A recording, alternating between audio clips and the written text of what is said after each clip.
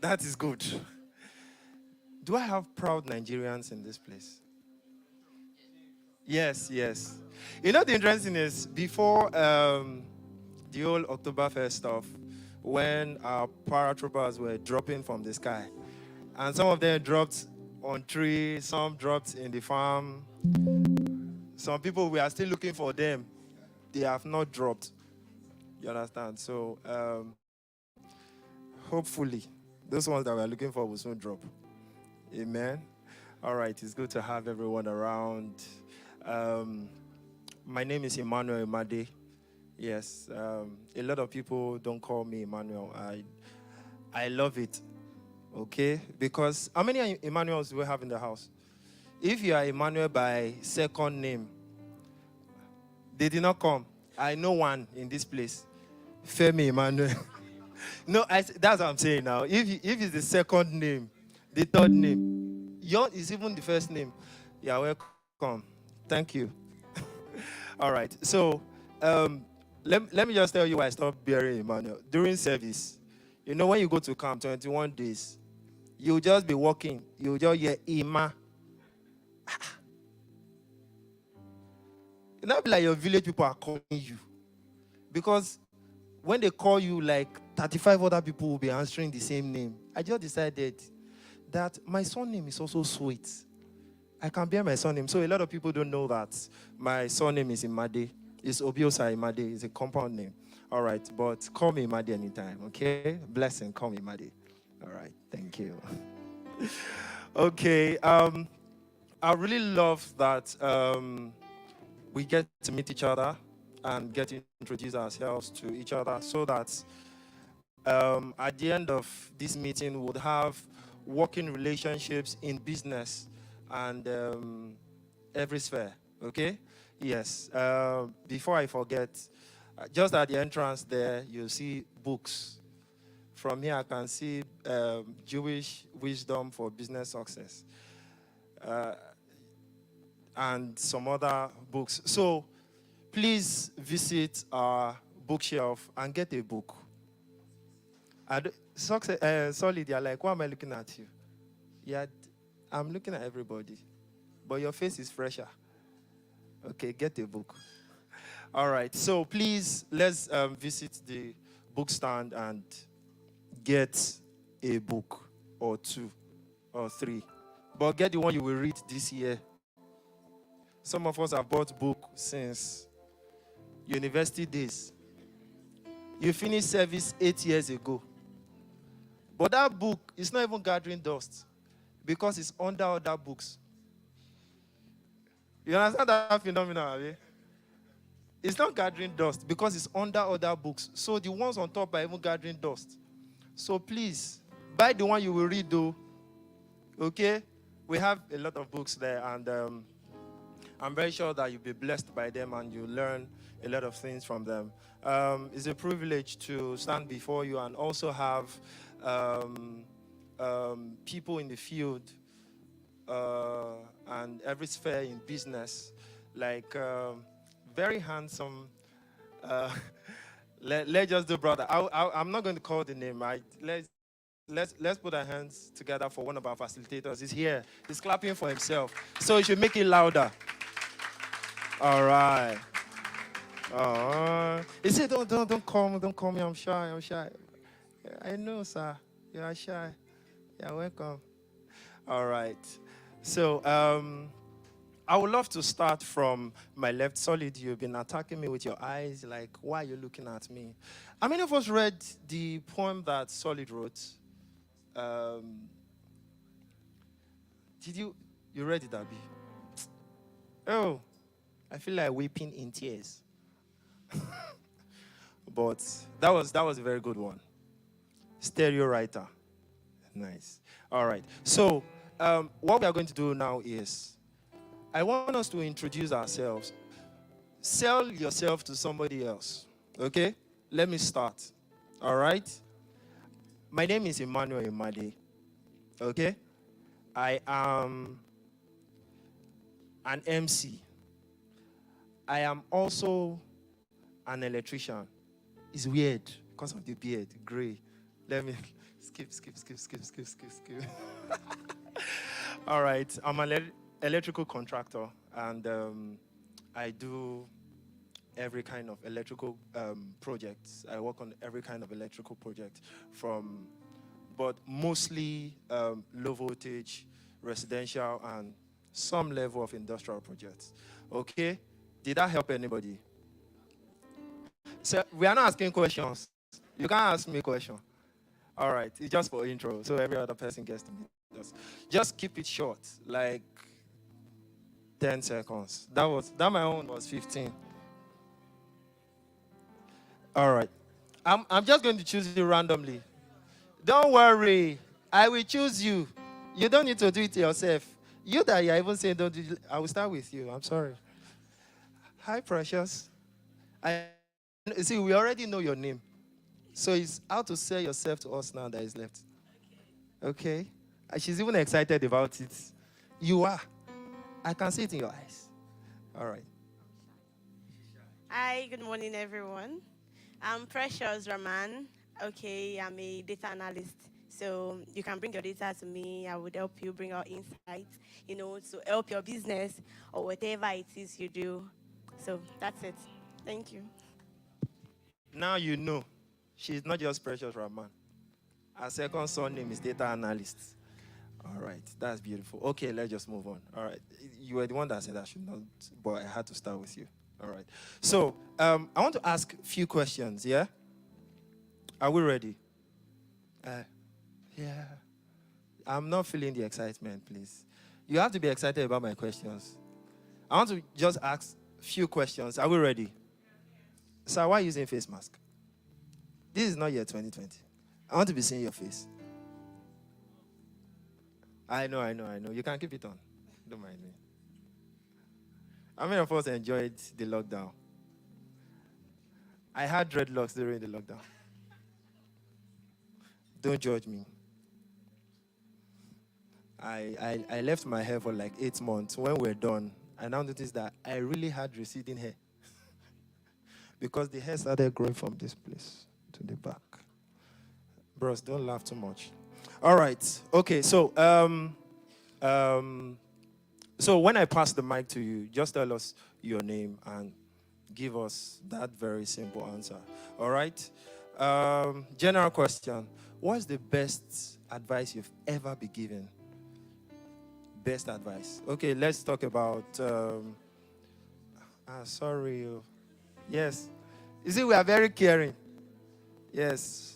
But a righteous man, even though you fall 7 times, you shall what? All right, you not fall, your leg shake. Okay. What's the best advice you've ever been given? Best advice. Anybody? Let me start with Toby. Toby is my newfound friend. I love him already. Okay, Toby, let's go. Okay, all right. Thank you, everybody. All right. As you read, my name is Toby. Okay, the best advice that I've received was when I wanted to write my jam. And I was so scared, because I've heard a lot from seniors. And it's kind of shaping my mind to the fact that, okay, it's going to be very hard. But thank God for my uncle who came visiting. And he comes just once in a while. So he came a day before the exam. And he told me to go for it. He encouraged me. Like, it took like an hour just talking to me. And over time, he prayed with me. And I went into the exam feeling so confident. And I came out the best in my set. So, yeah. So. It's not easy to be the best in your set. I was the best in my set. Says Toby, not me. Okay. Oh, you thought I was the one? I'm sorry. I was the best. Depending on how you want to see it. Okay? In my mind, I was strong and agile. I was good to go. But in the book, it just did not work out. No, it worked out. All right. Let me try. The lady. Okay. I don't know your name yet. But, okay. Are you shy? You can't be shy. Why shy? Yes. Your name. Hi everyone, I'm Ololade and I'm an entrepreneur and a lawyer in equity. Best advice I've ever been given. Actually, I get advice like almost every day. I think the best advice I ever got for my sister when I was in law school, it was draining, and then I think we all know how law school can be now. And then she told me two things. First, she told me to read like I've never prayed and pray like I've never read. And the second thing is to go closer to God. I think those are the best advice I've ever had in my entire life. So and it has been productive, and I thank God for His grace. Oh, she was shy. And the moment she said Ololade, I heard me Ashake. And I know the person by default. Ololade me Ashake. Wait. It's not a Christian gathering here. Yeah. So we can't. It's a business summit. So the first song that comes to your mind when you hear Ololade mi Ashake, what's the first song? Just no.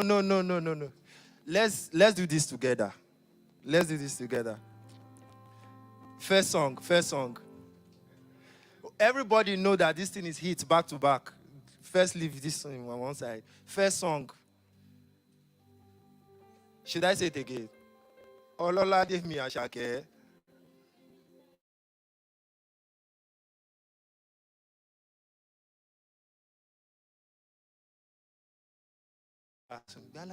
The waste time home. That song, I don't know where that song come from. Like he sat down in a very special place. And he wrote that song. The beginning of that song. All right, let's go again. The next one. Olola give me a shake. The next song. As in, it's obvious. Those two songs. Most you just like, help me. Did they carry me? Go where I don't know. All right, moving on. Wow. This keyboardist is taking us where we don't know to. We have seen you coming. Can you stop? All right. Okay. This one is even okay. Let's look at our business space. What do you project? How do you? How do I say this? Okay, let me phrase it in another way. With the kind of business you do, who would you like to have as a fictional family member? Like, yes, kind of business. So basically, there's this guy I follow. He's in the UK, Artisan Electrics. Yes, interesting. He's in the UK. He has this very big. I'm not saying Philips. I'm not saying Schneider. Just that one person. Okay. That guy has a very functional business, and if I would like to have a fictional family member, would be that guy. Like, how do you do it every other day? You understand? So, with the kind of business with you, who would you like to have as a fictional family member? I would like to go with the lady first, and I'll go with the lady that is resting her head on her. She's doing me bye-bye. Okay, bye-bye. She not do. Okay, all right. Okay, all right. So, sister, what do you do? Let's even start your name, what you do, and who would you like to have as a fictional family member? Good morning, everyone. My name is Oluwayomi Akoshili. Okay, I am a banker. Presently, I don't have a business I'm running. Okay, so I've not thought about it. I have not.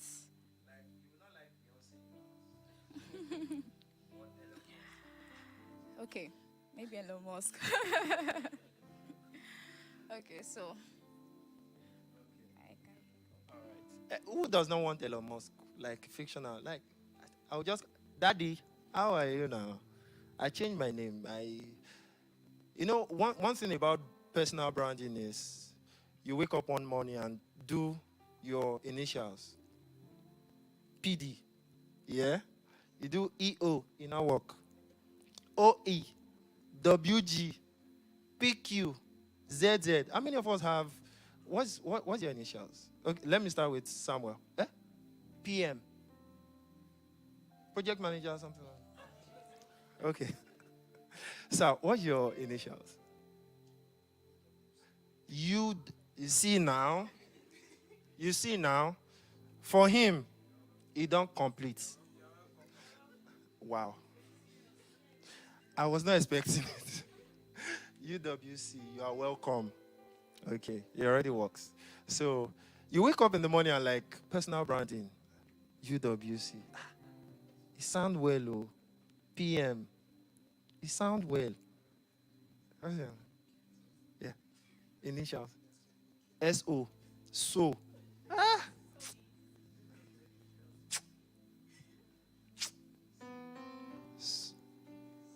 Okay, I should not. And and you realize that your initials are really not helping with your branding. So you now start looking for, can I be Stephen Bush? Can I be Stephen Bush? And I'm like, why am I Bush? And I'm like, George Bush. Can I be Elon Musk? He not go son you. He will not adopt you. Just choose your name. Okay, personal branding works.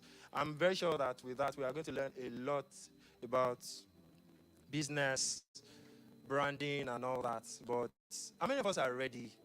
Are you excited to be here? Do you have pen? Because it's also in young people's culture not to write when they come to events or church. People don't write in church anymore, have you? You noticed, have you? Have you noticed? They say you're typing on your phone. It's a lie. There's WhatsApp. How many of us are ready to write stuff and implement stuff? All right. All right. Okay, so I want to welcome us again, and I hope that this would be an experience like never before for those people that are starting out in business, people that have not even thought about anything to start on, which is also another level. Okay, you are like, I'm working in the bank and I don't have time to do any business. I'm already in business. I don't have time to branch into something else. Or people that don't know that they can take advantage of educational platforms online to learn a new skill. Okay, there's Coursera, there's Allison, there's edX. There's Class Central. There's Udemy. Name them. Any other one? Sir? Skillshare. Any other one? LinkedIn Learning. I don't like that platform. It's boring. It's very boring. Have you tried it? It's very. I they sleep. Google. Man. Google is even giving out free things these days, but you will pay, but it's free. It's just subsidized, But we should take advantage of all this, okay? Thank you guys for coming. Can we put our hands together for ourselves one more time? Make it louder. Celebrate yourself. Okay. I would like to call up Pastor K. Okay, he's the resident pastor of the Miners Place. Can we put our hands together as we welcome him until he gets here? Okay? Until he gets here. See how my pastor is looking dapper now. Yes, you're welcome, sir. All right. Good morning, everybody. How are you doing? Good to see you this morning. Thank you for honoring our invitation. Can you just welcome your neighbor and just get to meet your neighbor? Just get to meet. You may be sitting with the next Elon Musk or Jeff Bezos and all that. So, all right. Thank you. All right, so I hope you know that we are in for a serious time and that we have not organized this event just because um, it's a culture within the church space for churches to organize events. We try as much as possible to be deliberate with our actions, and we have goals we intend to reach. So it's not because it is part of the fad that we need to organize this. It is because the culture of business is changing. Um, we're moving to a new revolution in the business world. And if you keep doing business the same way that you've been doing it before, you'll be amazed that people will go past you and you will just be where you are. You know. You know that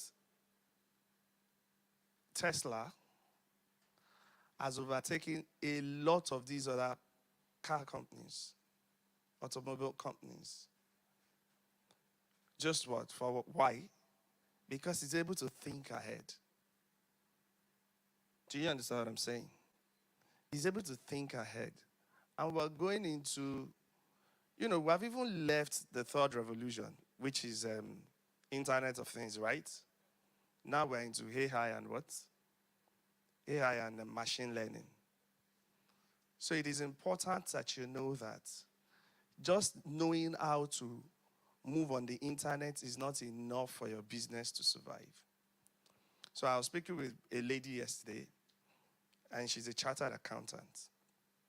And she told me that being chartered now means nothing to corporations. Because that thing that you need to go to do in school, to learn how to input and output out and balance your sheet, there are applications that are doing it now. So if you think that the way to progress in your career is to become chartered and you are running after being chartered, she said engineers are now the one taking that job. And all they need to do is to know how to analyze the results. And anybody can know how to analyze the results. Whereas the chartered accountancy program will take you through the input and the output and balancing books and all of that.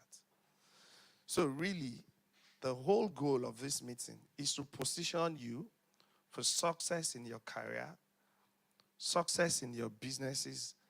And you see, this is what we believe as a church. We don't believe that the primary way by which God blesses his children is through miraculous events. We don't believe that. We believe that the primary way by which God blesses his children, and that includes those who are not even born again, is through interaction with his creation. So if you are able to maximize creation and you are able to prefer solution using the best solutions available, and you are meeting the needs of people, they will come buy your products, and that is the way you'd make it. And that's the reason we have organized this event. So that we will not just be in church and be praying and be casting and binding demons that are just minding their own businesses. We need to learn. And there are people who have done it. And that's what we considered when we invited the speakers that we brought today. They are young people. They are not people who lived in a different generation. They are people who leveraged on the technology available. And another thing about this group of people that we brought is that they started from the scratch. They started from the scratch. It wasn't like they were somewhere, they had this huge advantage. No, they started building from the scratch. I'm sure that Mr. Abasiama is going to tell you how we started his business with another woman's business, basically, And Dr. Freeman Oshonuga is also going to tell you how that he started his real estate business from the scratch. So if they can do it, you can do it. Do you understand what I'm saying? If they can do it, and basically what they have come to do today is to show us how they did it. And some of us, that's the motivation we need. And so I need you to pay attention. We're expecting more people, but it's not about the crowd, right? It's not about the crowd. In fact, I feel that this will be more personal, and then you can ask. Because again, some of these people may not be people you can just walk into their office and have access to. So you have opportunity to ask them right now some of the questions that you may not be able to ask in the future. So I welcome you to our first edition of the Hedge Conference, our first economic and business summit. And the aim and the purpose of it is to make sure that we reposition you for success in the marketplace. Your spirit is being fed in church, or whatever church you attend, whether house or there, but you still need skills. The Bible says David ruled the people by the integrity of his heart and by the skillfulness of his hands. So enough, the integrity of your heart is not enough. You can die as a poor good man. Everybody knows you are good, but you were not able to help anybody. At the end of the day, say he was a good man, but he was poor. But that you can also die as a rich good man. Do you understand what I'm saying? Don't just be that poor man, that poor Lazarus at the table of the rich man and say, hey, poverty is synonymous with being good. That's not true. And wealth is not synonymous with being bad. Father Abraham was rich and he was a believer. Do you understand? In fact, it's an irony that the poor man went to the bosom of Father Abraham, who lived as a rich man himself. So he probably did not learn some things that he had to put to practice to change his economic condition. You see, God's plan for all of the earth in creation is that we maximize creation and we'll make it. So I just want to charge you, I want to encourage you that you should take notes, should put your heart to it, put your mind to it. Impossible, like they say, is nothing. And you cannot and you should not be determined by your background. You just need to know that it is possible. Some people have done it, and you can also do it. And the Lord will help you. God bless you. You're welcome once again. And before I leave, I also want to bring greetings from our senior pastor, Pastor Lydia Odushote, who is not able to make it here today. But he's given his blessings and he sent his words of encouragement. Thank you very much.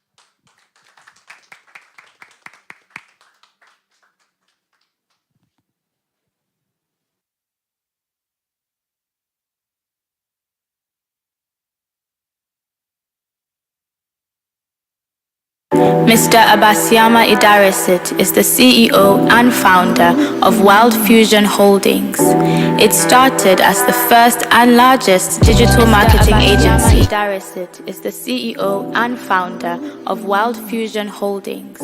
It started as the first and largest digital marketing agency in Nigeria and across other countries in Africa, including Ghana and Kenya, with over 100 staff and still growing till date.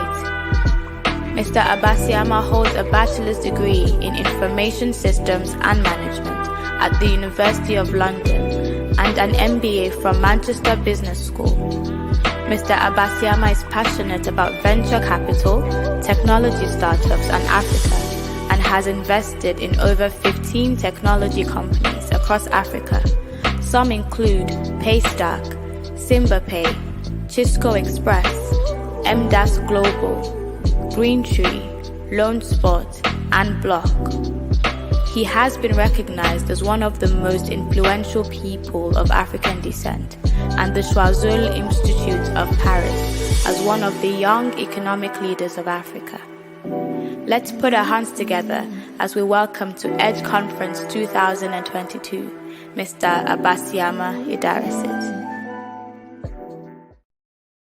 Thank you, Pastor Kayode, a good friend and partner. And I'm really, really excited to be here. Thank you very much. Are you guys excited? Yes, are you excited?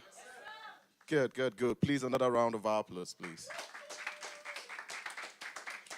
So when I got the invitation for this event, I was wondering to myself, what am I going to say? Probably I'll be boring.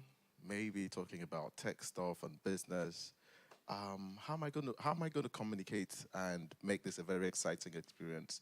Well, either way, I know that by the time I'm done, your eyes will be open. You will understand a number of things, and I'm sure and I pray that you would see tremendous opportunity wherever you are in life today. Okay? Are we all together? Are we all together? So, my slide, please. But while my slide is coming up, let me tell you a story, how it all started. Someone talked about his JAM exams. When I wrote my WAEC exams, and after writing, normally after your WAEC, you have to wait some months for the result, right? Come on, guys. Come on now. Why are you guys looking like you didn't write your WAEC? Huh? What happened? They wrote it for... Okay, so you have to wait a few months, 8 months sometimes, for the result to come out, right? And while I was waiting, I knew I wanted to be in the world of information technology, but I wasn't very precise as to what I wanted to do. So there was this bookshop I go to, and I couldn't afford to buy books. I couldn't, but I love to read. I read all sorts of books. The good, the bad, and the what? And the ugly. I read all sorts. Okay? So I go to this bookshop and I'll read a few books, and when I'm done, I'll put a dog ear on the page, because sometimes obviously you can't finish a book. I'll put the dog ear on the page, and I'll come back maybe the next day to continue reading from where I stopped. These are books that are to be sold. So one day while I was reading, flipping through, I saw an old magazine, a Times magazine, that said something about the future. It talked about how technology was going to take over the future, how technology is going to transform literally every sphere of human existence. And one of the biggest challenge for the future would be the availability of infrastructure. Most importantly, human infrastructure. Those are the engineers, the talent, the software engineers, the programmers, the developers that would be available to drive the economy, the information economy. And the most sought after would be software engineers. And there I was saying, yes, yes, yes. I finally found what I want to be in future. I want to be well sought after. I didn't want to be what my dad was. I didn't want to be, my mom was a civil servant. So this is me from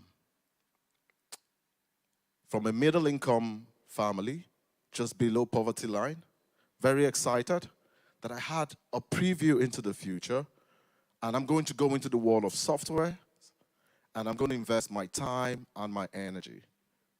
So fast forward 20 years after, this is where I am today. Do you understand what I'm trying to say? Some of you now have added 1 + 1. Okay, I know his age. So please, by all means, going back to what Emmanuel was saying, please read. Do you understand? With all you're getting, get what? With all you're getting, get what? The man that reads, the man that has knowledge would always be ahead. Okay? It has nothing to do with the fact that you can afford books or you cannot afford books. Read. There are books over there. Please, please, please pick up one, and please pick up the one that you would complete. When? This year. Are we all on the same page? Are we all on the same page? So the reason why I shared that story was, one, to tell you that you should read as much as possible, get understanding as much as possible. That's why I'm very excited that you're here today. Even if I'm boring, even if you don't enjoy what I'm sharing with you, but please, for the sake of your loved ones, for the sake of someone you care, pick up a thing or two that you can share with them. All right? Because what I'm going to share with you today, I'm going to unlock and show you a lot of opportunities, but you have to be able to commit yourself, dedicate yourself to take advantage of those opportunities. Do you understand what I'm saying here? Okay? And also referencing Pastor Kayode, where he said that you also have to be skilled. You also have to work very hard. So it's very important that you put and dedicate yourself into whatever you're doing, to what your hands have found to do. Next slide, please. And I'll start with the scripture that says what? Do you see a man that excels in his work? What would happen? He will not stand before mere men. He's not going to stand before mortals. He would be exceptional. If you're exceptional in what you do, no matter what it is, no matter what it is, put every single thing you have into it. Precious, everything into data.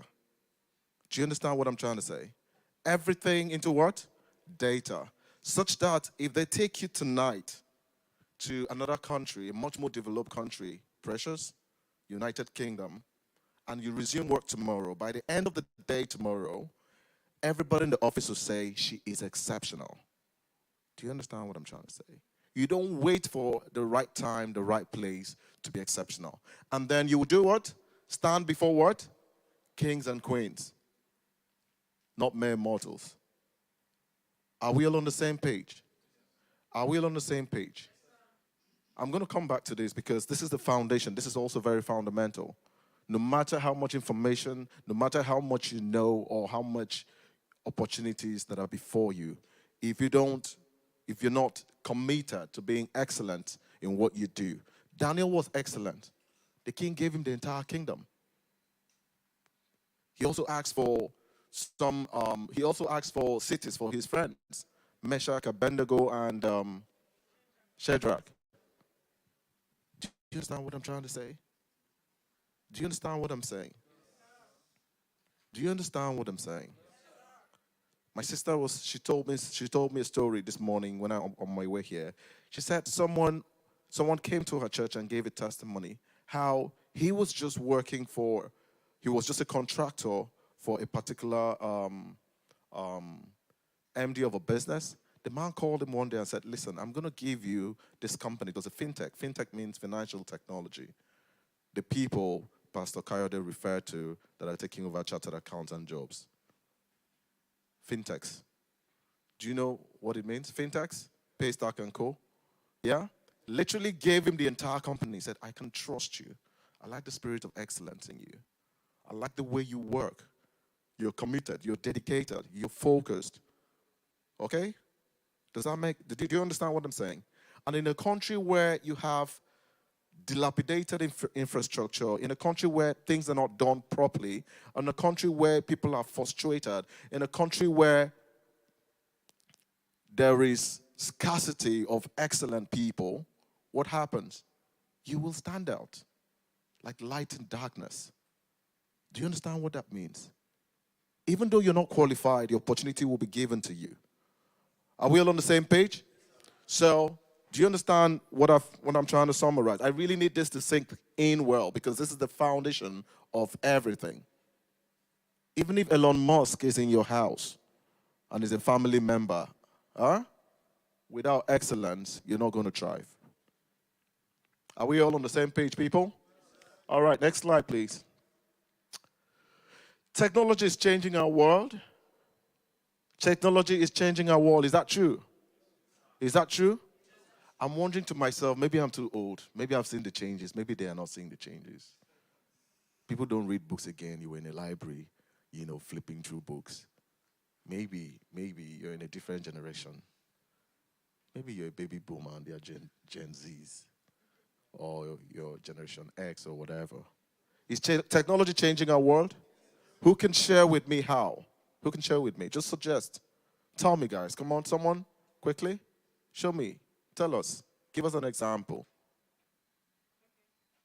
Yes, please. Okay.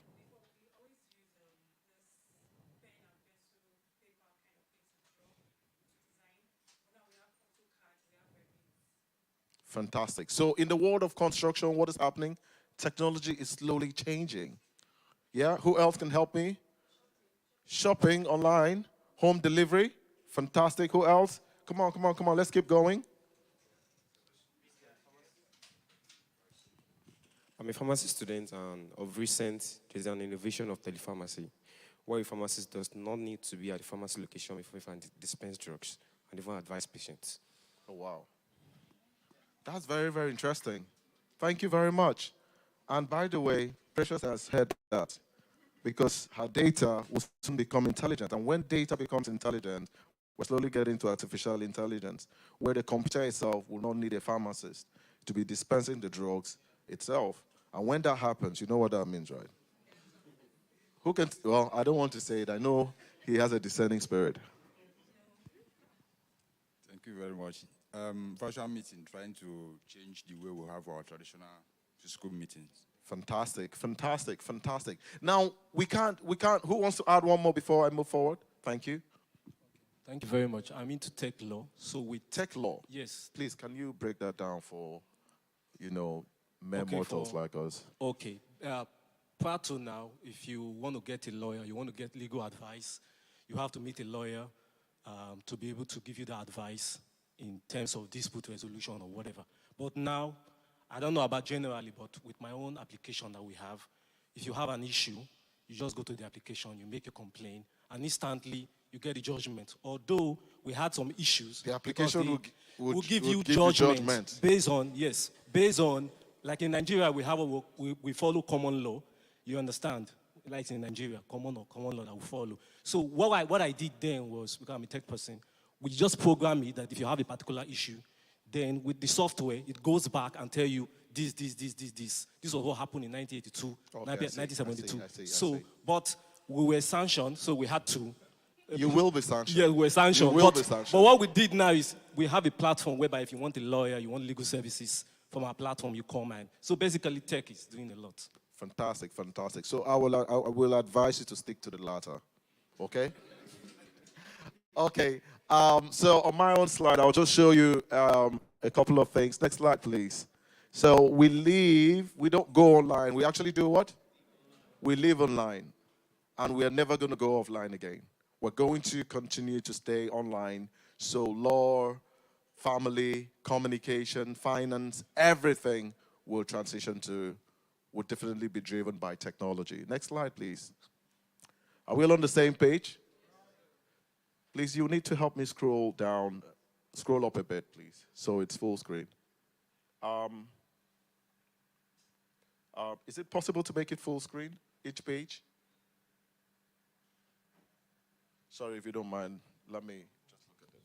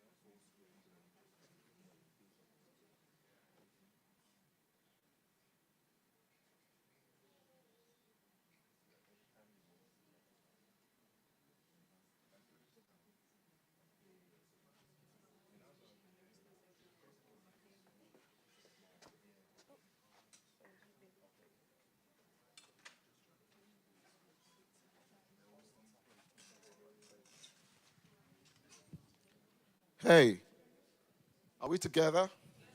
Are we together? Come on, guys, help me now. Help me now.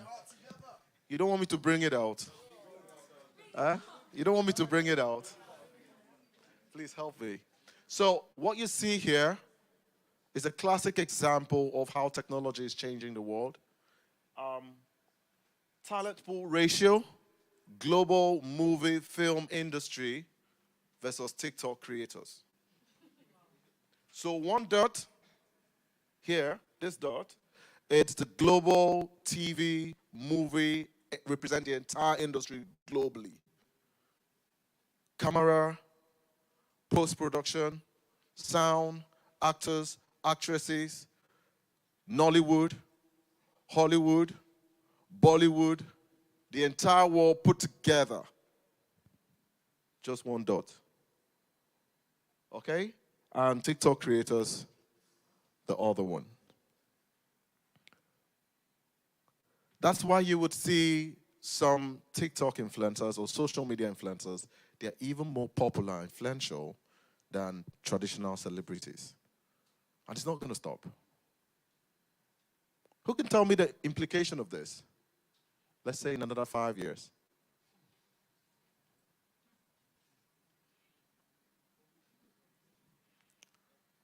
Jeff Bezos invested $1 billion in The Ring of Power, that movie.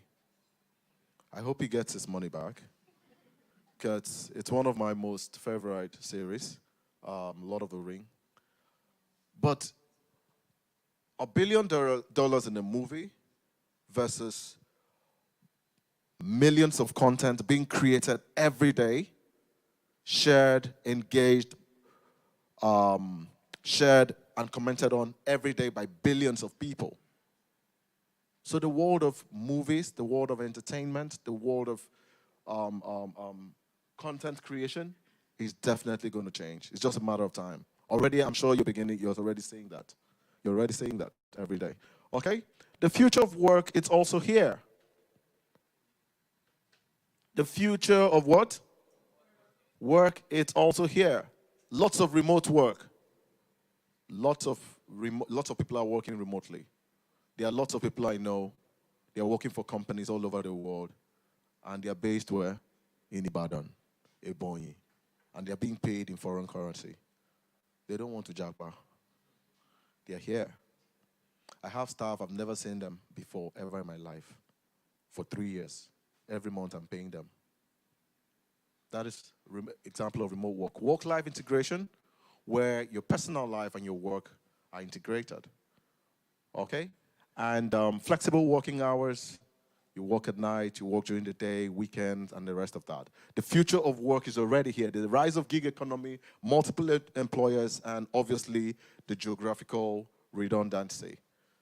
I really, really sincerely hope that you do understand what I am saying. Do you? Are you sure? Some of you actually look like I need to hold your hands. Who doesn't understand what I'm saying? Please, can you help me here? Everybody does? What happened to the excitement that I saw when Pastor Karade was here? Eh? Is this what happens when you're picking it? MC, can you come help? Can someone help me here? I don't know if I'm doing something wrong. Huh?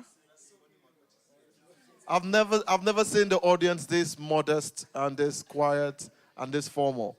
Pastor Karade, am I doing anything wrong? I'm on track? Sorry? You're sober?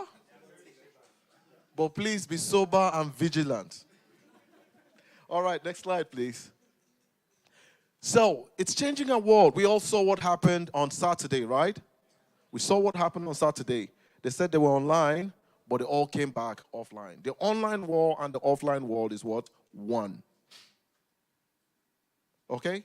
I can forecast what will happen tomorrow because of behavior and patterns I'm seeing online. Okay? Mobility. Some of you had to use apps to get here, right? Where are the yellow taxis? Where are yellow taxis? Where is Baba now?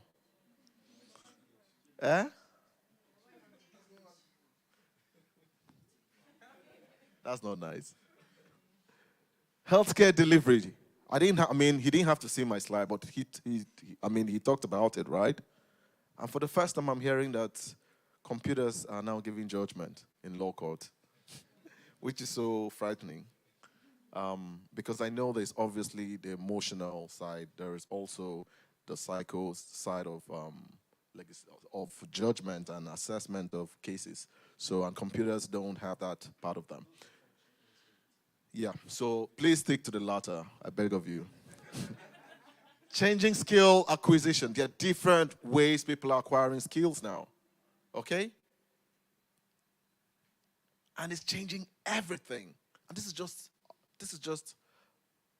a few examples. Everything. Emmanuel talked about during the COVID era. We all saw what happened during the COVID era. People coming together, church services remotely, all sorts of things being done remotely. All right? Our world is changing, guys. Our world is changing. Next slide, please. Modern technology has become a total phenomenon to civilization. The defining force of a new social order in which efficiency is no longer an option, but a necessity that has been imposed on humanity. It's here to stay. It is what? It is here to stay. And it's cutting across the entire sphere of humanity. Some sectors are more vulnerable than others. The financial service sector, is very vulnerable. The banks are going to become technology companies, and the technology companies are going to become banks. It's already beginning to happen. The banks are hiring more engineers and competing with tech companies. I'm already seeing that happen in so many ways. All right? Next slide, please. What is the implication of these changes to talent? Who can tell me? Who can suggest? I think I'm going to be more interactive, yeah? So I get to know. What is the implication of this to talent? Who can tell me? Just imagine technology transforming the financial sector, transforming our politics, impacting how we move, how we communicate, how we interact, our career. What is the implication of this? Who can tell me? On talent that drives technology. What is the implication? Who can tell me? Yes, please. All right, so I think there needs to be a change in the mindset, not sticking to the traditional things that caught our fancy previously. I want to be a lawyer, doctor, all of this. You start thinking in the tech world, how do I stay relevant in the future? Yeah. Okay, fantastic. Please, a round of applause for him, please. A round of applause for him. What do you think happens to the guys or to the resources, especially human resources, that are manning this technology? What do you think? What do you think is happening? Do you think there will be a need for more talent to man technology? Come on, man. Thank you, sir. You don't think so? I wanted to ask. For me, I think the talent is important in the sense that, just like what he said, for instance, like lawyer, engineer. Sometimes, like for that law aspect, for instance, if you don't have a background in law and you just want to bring your tech knowledge into it, may be difficult. If you're not a lawyer, except you're getting a professional that will be able to handle it. That one is one. For the financial aspect, you must have that level of financial knowledge for you to be able to bring that change. So I still think the talent is still important in as much as we should be looking forward on how to integrate other things into it. Are you referring to technology talent? Yeah, technology talent and with the local talent, you just blend both together. Right. And what happens to the sectors that technology is taking over? Will there be demand for technology talent? Of course there will be demand for technology talent. Massive demand. Massive demand. It cannot be satisfied. Do you understand what I'm saying? If the banks, all the banks are building apps, right? What do you think is going to happen to the people building apps? Sorry? Of course there will be increased demand. All the banks are building apps. What happens to software engineers that are building apps? Yeah? I'm sure Precious is already sensing it with where she is. So some of you should start becoming her friend. Because tomorrow is the world of data. All right? Machine learning and artificial intelligence, it's very dependent on data. Okay? So I'm going to show you the opportunities that exist. Please take advantage of this. But also, while you're taking advantage of this, you still remain a child of God. You still remain a strong believer and where you're going ultimately. Are we all on the same page? All right, next slide, please. Let's go. By 2030, there will be a global shortage of more than 85 million tech workers, representing 8.5 trillion in lost revenue. By what year? About 7 years from now. So if you take everybody in United Kingdom, add it up with Ghana, okay, maybe take everybody in Ghana, Ivory Coast, and Sierra Leone, add them together, 3 countries, everybody, including the taxi, including the gate man, turn them into tech workers, the world will still not be satisfied in the next 7-8 years. I don't believe IMF in everything they say. We're still fighting with COVID. But this particular one, I know it, that is true. So when you're listening to the world like this, also you have to look through your lenses. Are we all on the same page, people? Are we all on the same page? 85 million tech workers. And sometimes I look at it, I'm like, there's no work, there's no job, there's no work. Where am I going to find a job? In my own world, when we go to hire people, they'll say, listen, I'm not coming for the interview. You come to my house and interview me. And we will go to their houses to interview them.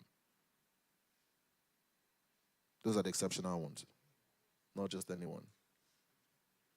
Do you understand? Because there is scarcity. And I'll work from home. And I'll be paid in pounds. And I'll be paid in dollars. I won't be jotting it down. Yes. Yes. Why? Because of what? The crunch has already started. Please, MC, help me out. These people seem to be... please help me out, MC. What's going on? A lot of people are folding. Is it cold? There's information that... Should we put off one AC?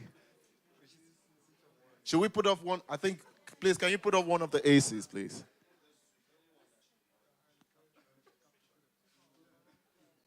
Do you guys understand? Do you guys understand? Listen, listen, listen.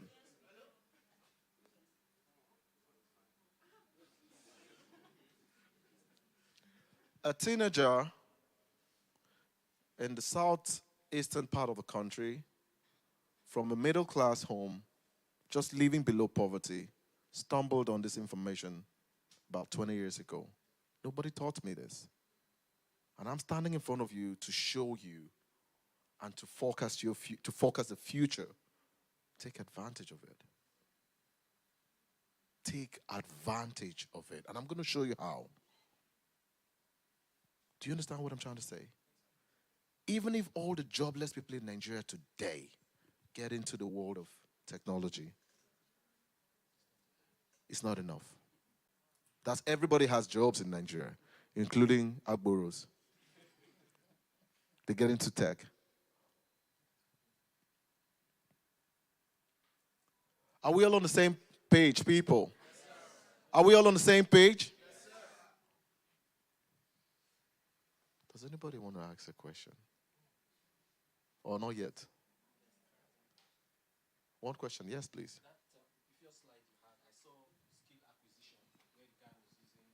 Yes. Yes. Reality. So I wanted you to throw more light. Is it that training will be done virtually? Virtually. Yes, that's what I mean. Training will be done virtually. It's already started. He's mentioned a number of platforms, ADX, Coursera, LinkedIn Learning. He said it's boring, blah, blah, blah. Those are, yeah. Okay, next slide, please. A report from IFC and Google last year estimated that there are 700,000 developers across Africa. How many developers? Do you know what developers are? Who are there? Who? Programmers, computer programmers, software developers, okay? And with just 50% of them in Egypt, Kenya, Morocco, and Nigeria, and South Africa, compared to 630,000 developers that only one state in US has, and it's not enough. Okay, so the entire number of developers in Nigeria, in Africa, one state in America will absorb all of them, and it's still not enough. What's the implication of this? Who can tell me, MC, that doesn't mean you should leave electrical. So this information, you can grab it for someone else, for loved ones, or for a sibling, or for the future. All right? Who can tell me the implication of this? Who can tell me? Yep. There is massive demand, and it's never going to be satisfied. A time is coming when computers will have to train computers on how to solve the problem, because they are no human beings. All right, next slide, please. Next slide. These are some headlines. Recent headlines. No, next slide, please. Next slide. Back.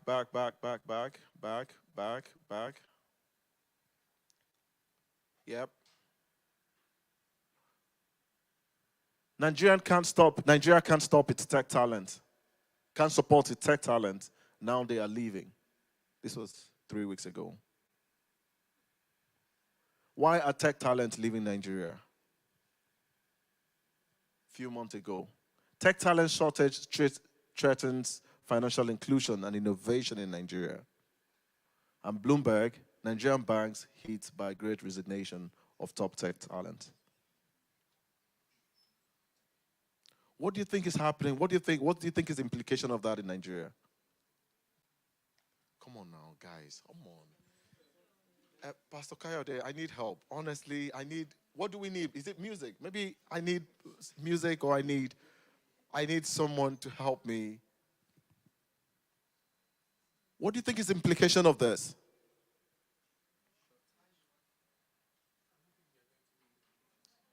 You can't meet the demand. You can't meet the demand.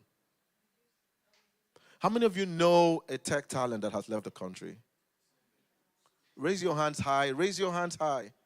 So it doesn't look like I'm just talking. The reason why I'm here is because I want to be here. All right?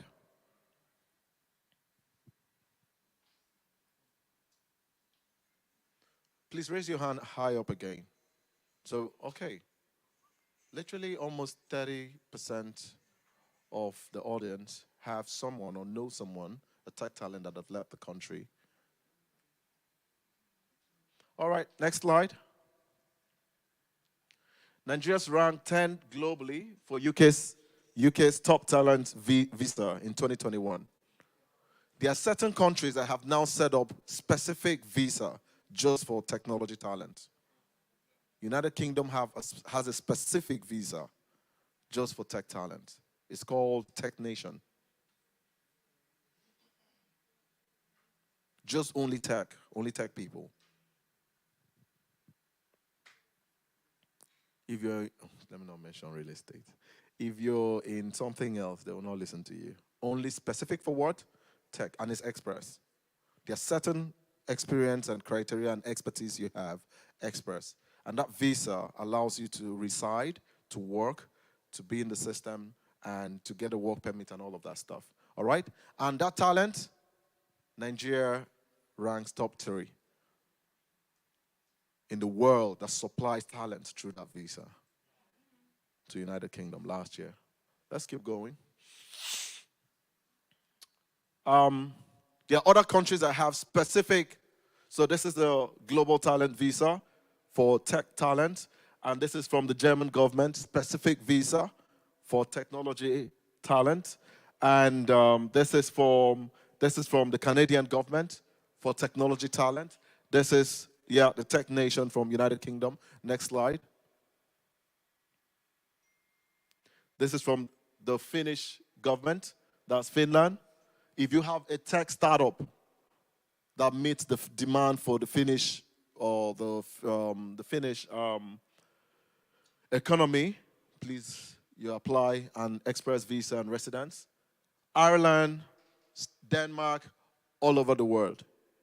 Massive demand. Maybe Nigeria should start there to bring their talent back.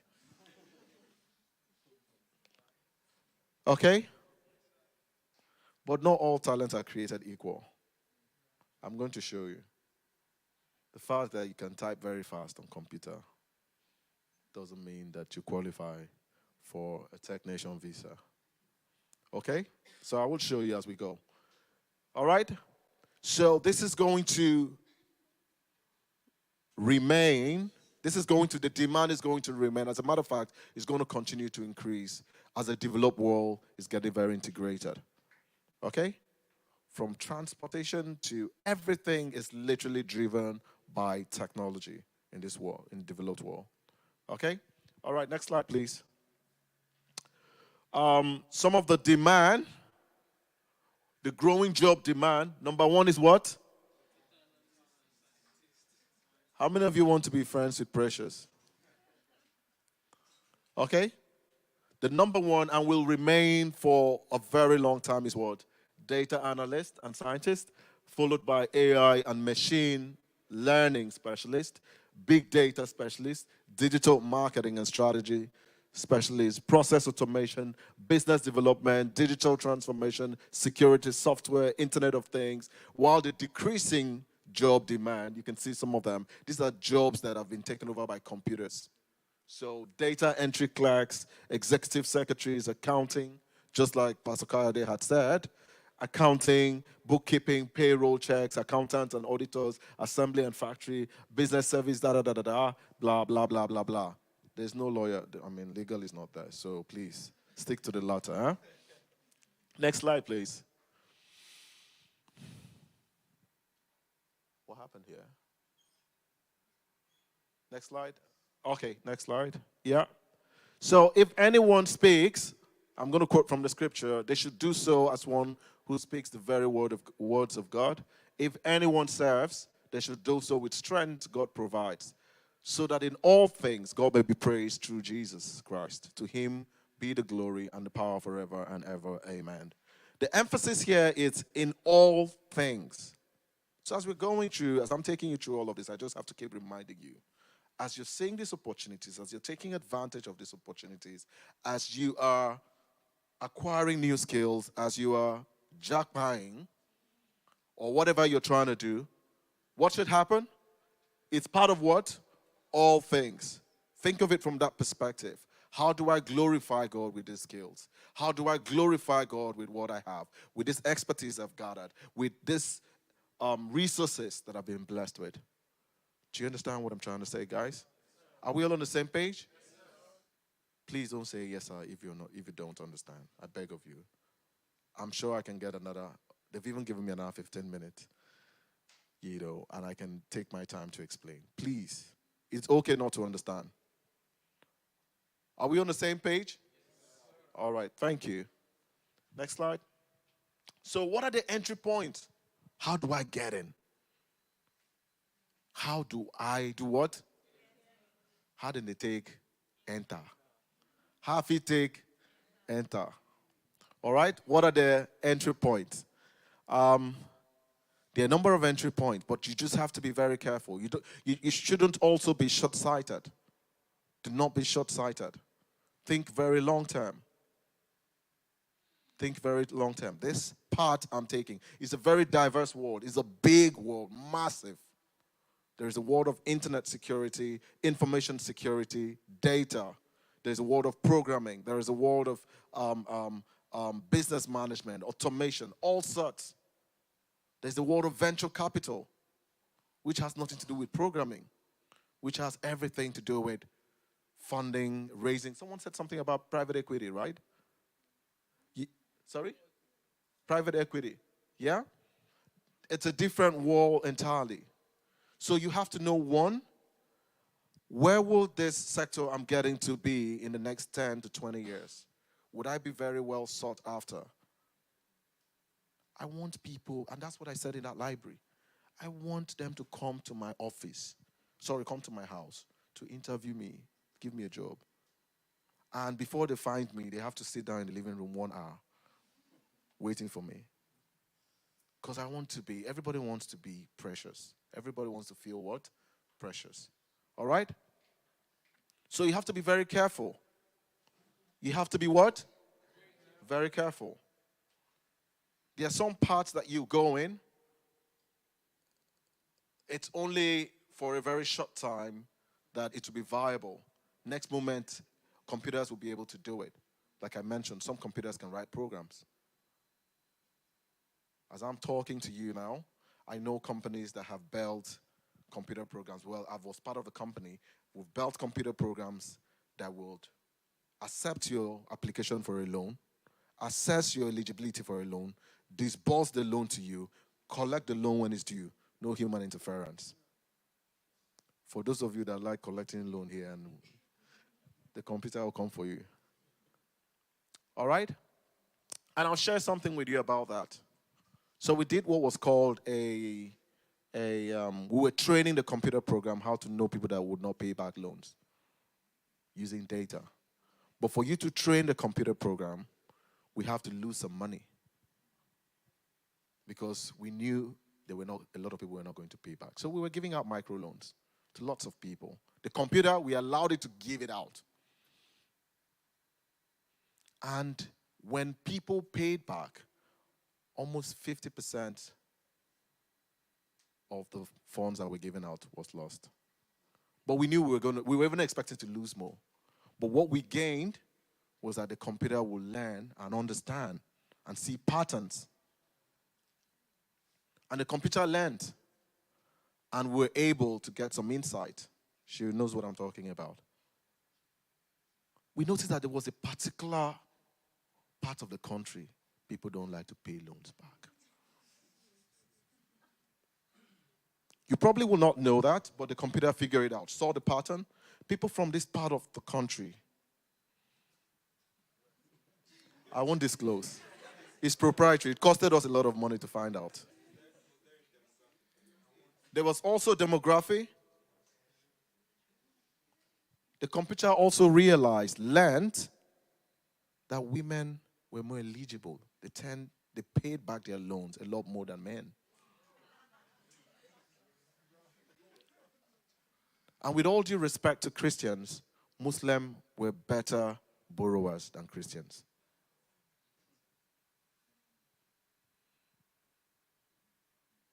I'm not going to mention the culprits, but we know them. There was a demographic skew to it. Now the computer has learned a bit. That's version 1.0. We're already carrying out version 2.0, which makes it a lot more smarter. By version 4, the computer would be able to give out loans using all those patterns it's seen over years or over time, and then make an informed decision without any human coming in.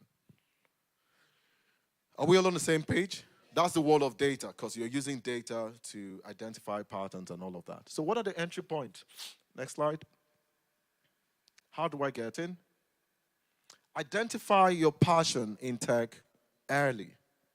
Very important. Don't just get into anywhere. Oh, I used to money day data. You're now running. No. You have to identify what? Your passion. What part of technology are you passionate about?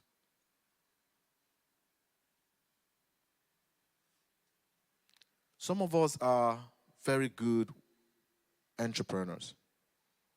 With technology, I want to be a businessman. No, leave that program. Leave all that legal thing, these guys. Leave all this data. I'm what? A businessman. How do I get in?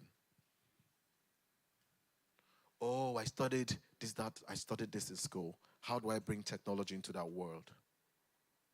How do I bring technology into the world of creative and content and entertainment? How do I bring technology into the world of medicine? Should I focus on the technical part of technology or the business part? Okay? And then you have to invest your time. You have to invest your money. You have to also invest your energy into acquiring training, certifications, project, and working hands-on and getting certified in the area of your passion. It's a very wide space. Get involved in conferences, boot camps, networking, conferences like this. So a round of applause for yourself for being here. So imagine if you attend conferences like this every month. Imagine where you would be. The free ones. The ease of transition into tech career gives a glimpse into how the industry is changing. So we want people to come in, all sorts of people. We want all sorts of people. We want everybody to come in. Yeah. And most importantly, transferable skills to solve complex problems, analytical skills, research, project management, basic coding skills. It's extremely necessary for our world. Okay, so acquire those skills. And even if if you decide to go into the world of entrepreneurship or business, at least understand the basics. Because in the world of business, you're going to interact with a number of these people. Do you understand what I'm saying? Are we all on the same page? Please, I need help. You guys don't want me, you want me to stop? Please help me now. I need help. You don't want me to be honest with you? I need help. I don't like my audience like this. It's a joke, right? I don't like my audience like this. Come on, I need a much more cheerful audience. MC, help me now. Please. Please.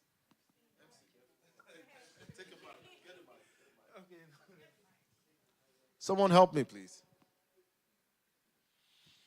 All right, guys, let's respond, please. Thank you.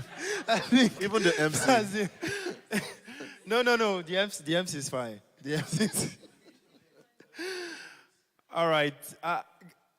Please, let's respond, okay? Mr. Abbas is doing a great job with...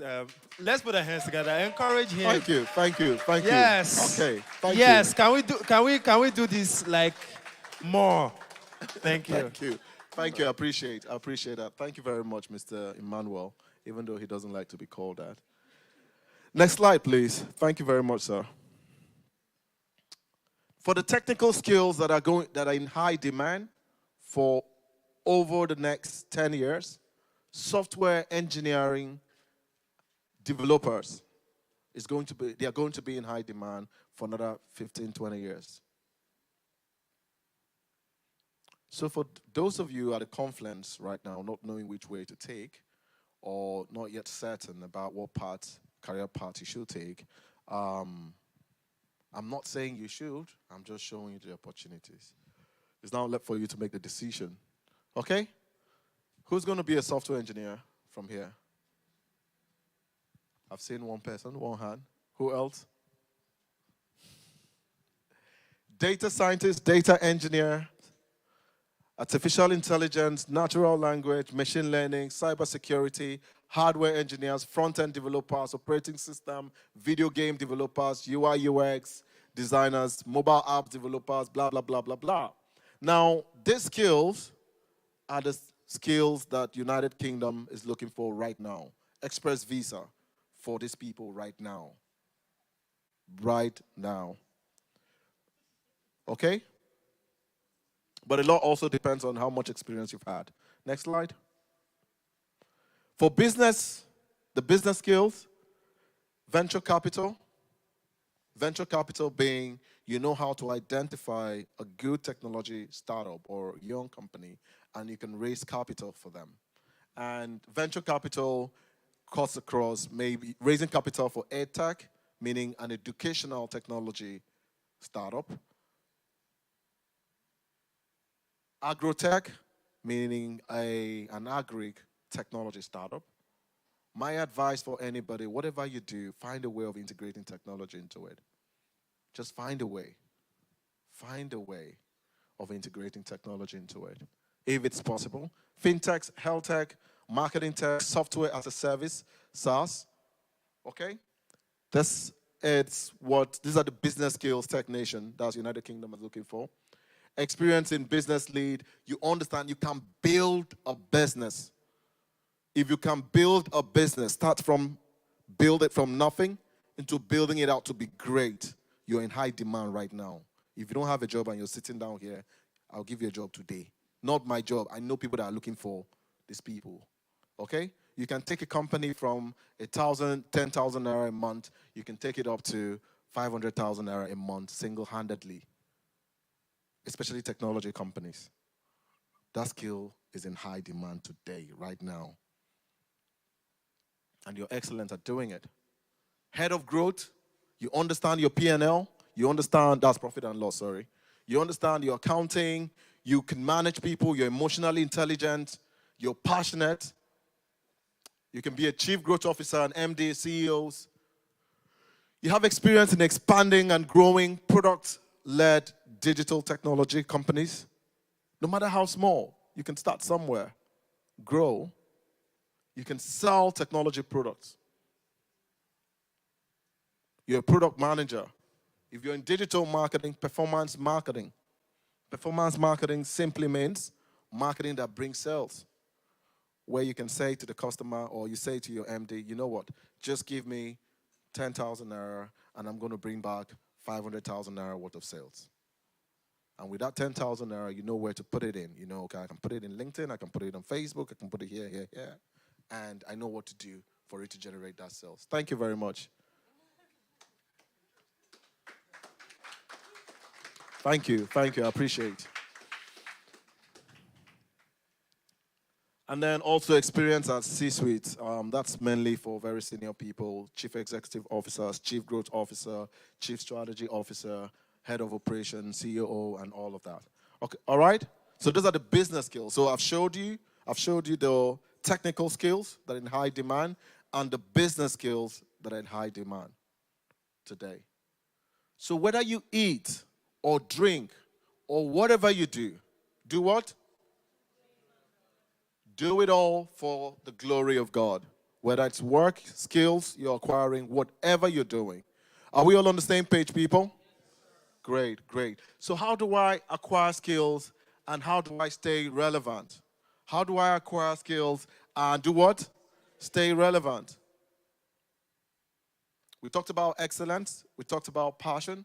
You have to be exceptional. You have to stand out in whatever you do. So exceptional. I use an example, an analogy, such that if you leave the country tonight, you go to, let's say, US tonight, and you arrive tonight, the next day you resume work, the people over there will be like, she's exceptional. The Nigerians will be like, she was very exceptional. Do you understand? So it requires passion. It requires dedication. A purist approach to work. It might sound boring. This one is too serious. It doesn't matter. In a country like this, that is what we badly need. I don't want to go into politics. Let's leave it. Do we all understand what I'm saying? Do we all understand what I'm saying? Because people like that are so rare anywhere in the world. Sorry, they're so rare anywhere in the world. They are very, very, extremely rare in a country like Nigeria.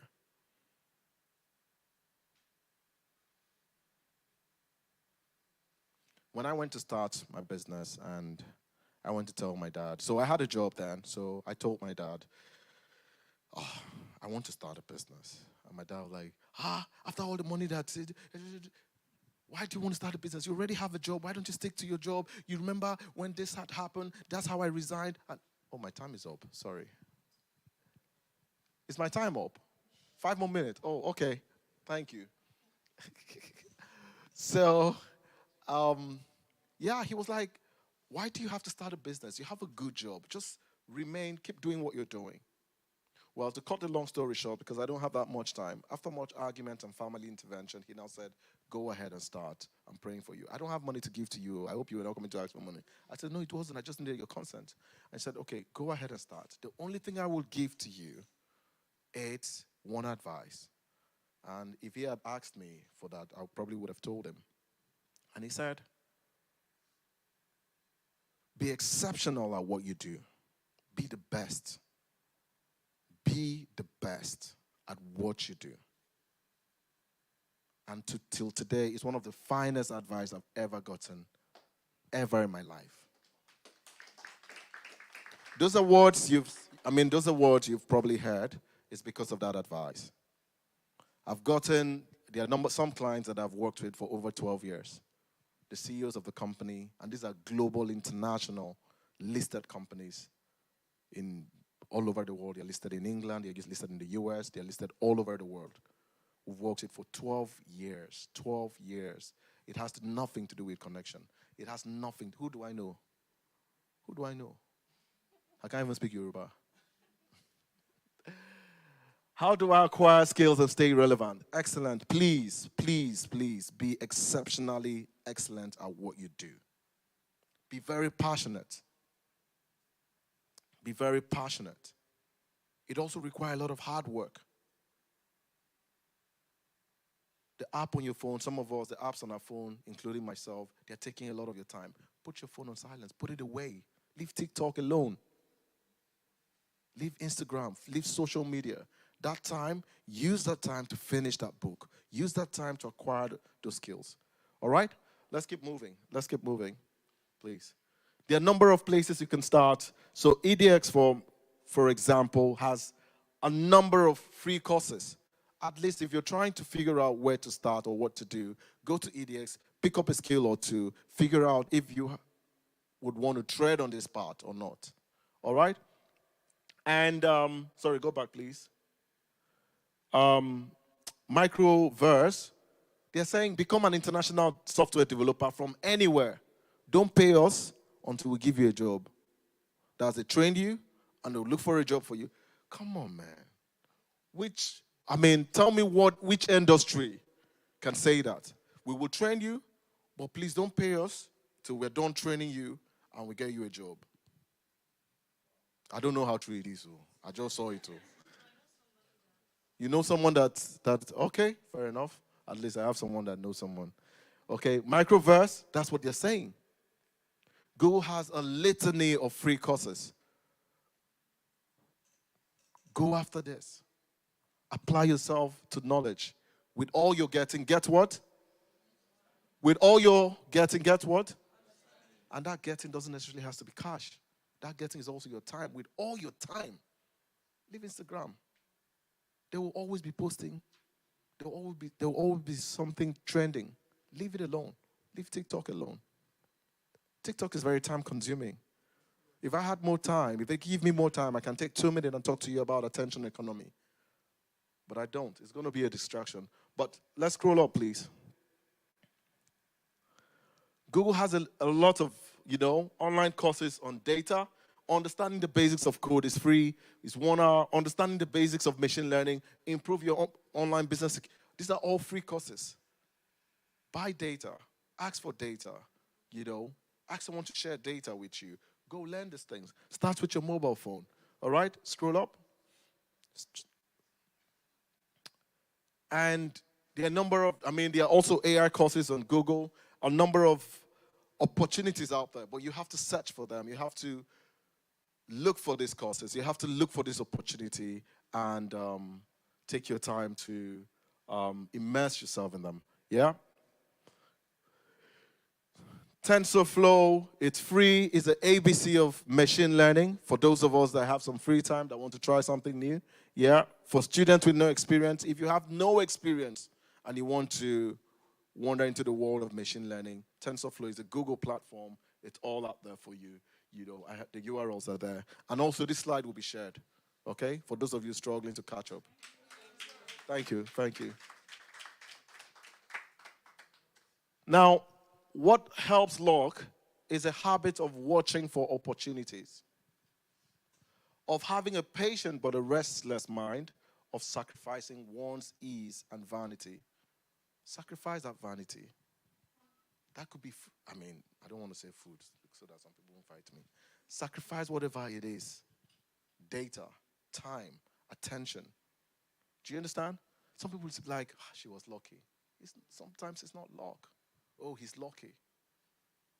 It's about watching for opportunities. Have you seen opportunity today? Have you seen opportunities today?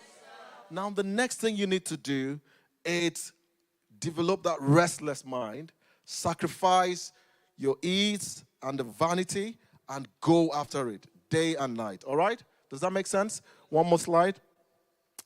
Increasingly, we are seeing innovation begin in Africa and then spread throughout the world. Example, mobile money. This momentum will only increase as 300 million people come online in Africa in the next 5 years. That was what the CEO of Google said about a year ago. The opportunity is here to stay, guys. Okay? Yeah? Tech training and education opportunities in Nigeria will continue to grow for those of you looking for quick business. If you want to go into technology training and education, I think it's a good opportunity. So you don't want to go to mine for gold, but you want to be selling what? The shovel. This will be a good opportunity, and it's here to stay.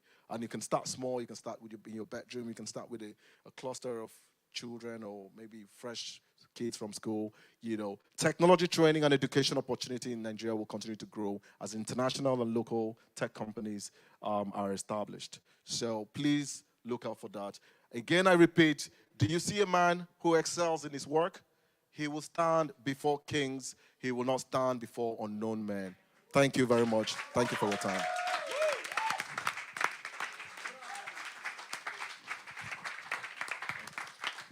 We can do better, please. Wow.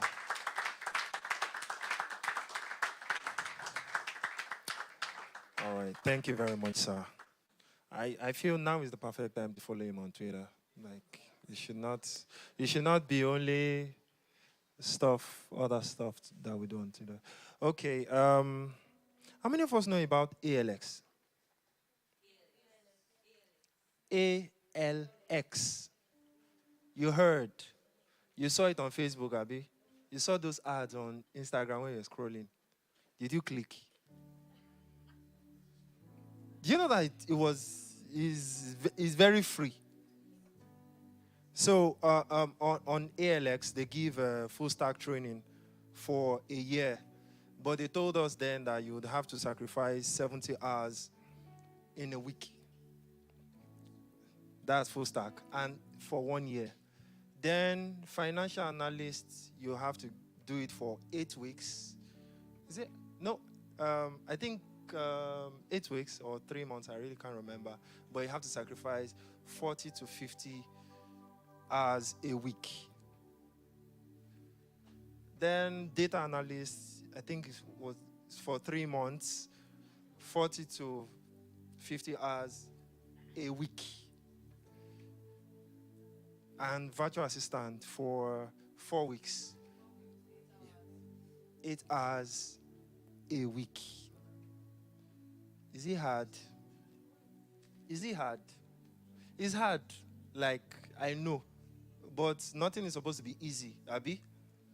Life is not easy. Life is not fun. So basically, you just have to give yourself to discipline. I remember when I started the ALX, I had to wake up very early in the morning until 1:1, and my business started to chop into my time. I really did not have time. So I moved my cohort to a further date so that I would have time to actually focus. But I want to encourage us to take advantage of our free platforms. We have a lot of free platforms. We already talked about EDX. You can even finish, when you're done with the whole training, you now decide that you want to pay for the certificate. but the courses are free, okay? So we should take advantage of this, all right? All right, I would like to call up one of our pastors. This time he's not going to be preaching. He's the man with the honeyest voice, okay? Honeyest. All right, let's put our hands together as I bring Sukomi Stevens. I would have said Pastor Sukomi Stevens, but today is Sukomi Stevens. Handsome man.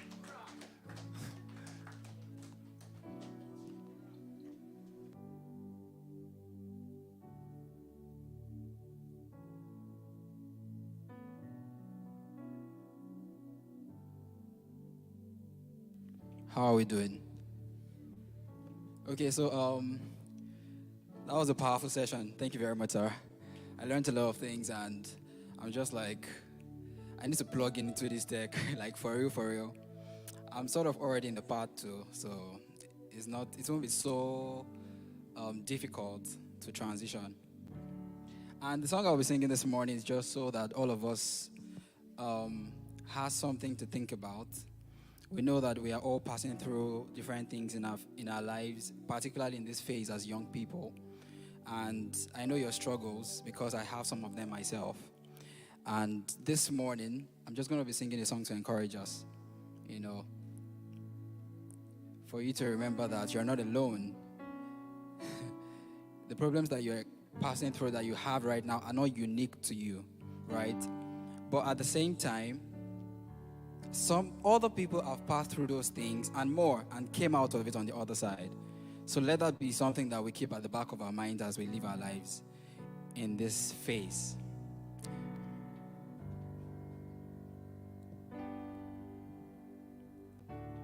You're broken down and tired of living life on a merry-go-round. I know you feel like dying, but I see it in you, we gon' work it on out. Move mountains, we gon' work it out. Move mountains, and I'll rise up, rise like the day. I'll rise up, rise unafraid. I'll rise up, and I'll do it 1,000 times again. Say, I'll rise up, high like the waves. I'll rise up, in spite of the hate. I'll rise up, and I'll do it 1,000 times again. For you, for you, for you, for you.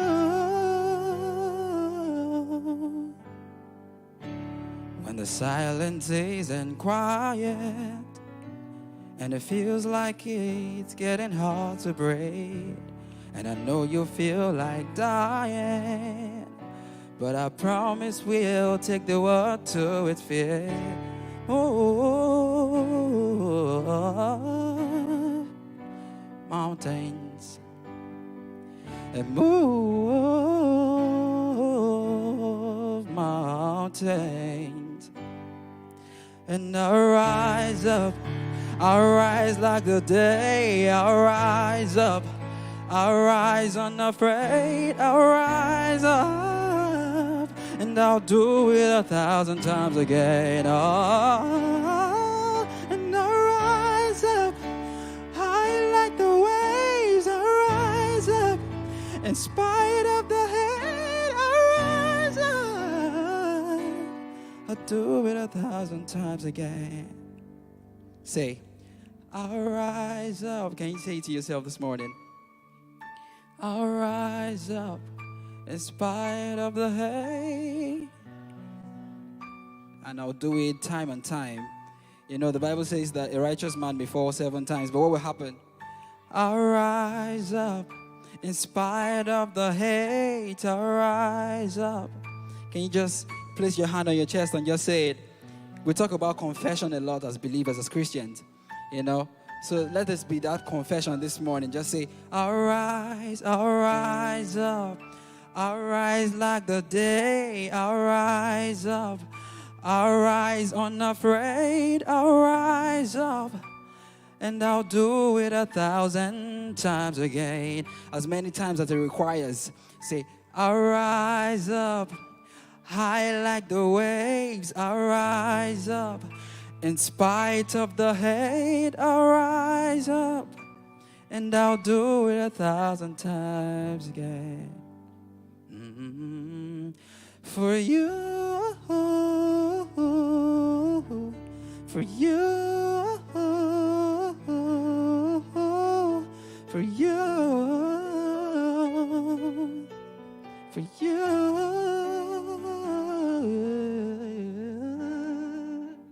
Thank you very much.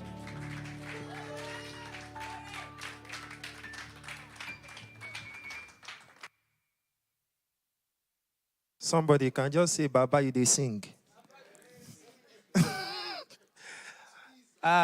Six keys now. SK with his keys.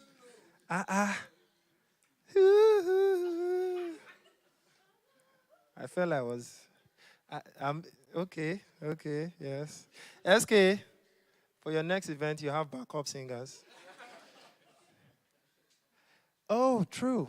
Do you still have tickets for sale? You see? Your PA is there. Yes, he has. SK, please, can you help me with details, please? Thank you. He has a show next week. Okay, so SK, please, just let's just walk this through.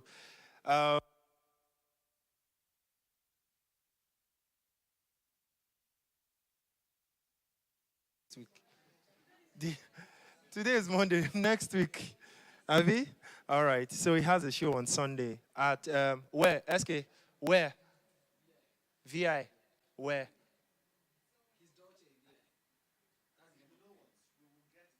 Okay. Yes. So please, in case you want to see him cry again.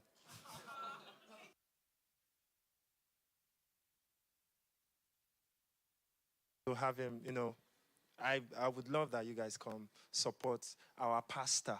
He's our pastor. Yes, he's our pastor. How many of us have been to Ghana? He's our pastor.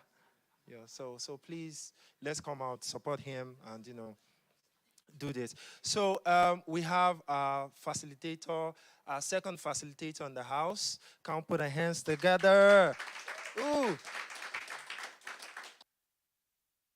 One thing I just want to tell us is, I know that we've written about digital space. Now we want to look at real estate and every other thing. Please, as you're writing, be planning how you want to use it. It will not waste in Jesus' name. Amen? Amen? All right. Are we ready? All right. Let's put our hands together once more okay, thank you. Dr. Freeman Oshonga is a multi-award-winning Nigerian real estate entrepreneur and global leader who effortlessly dons many caps and has made an easy meal of successfully being a real estate broker, philanthropist, international public speaker, medical doctor, and a successful entrepreneur, all in his stride. Prior to Dr. Freeman's foray into real estate, he was at the front line in the fight against the Ebola virus disease outbreak in West Africa in his capacity as a medical doctor. He volunteered for the Africa Union support to the Ebola outbreak in West Africa, where he worked on a 6-month medical humanitarian mission to Sierra Leone. Dr. Freeman is a joint recipient of the 2014 Time Magazine Person of the Year alongside other Ebola workers. He is also a recipient of the Meritorious Service Award from President Bai Ernest Koroma of Sierra Leone.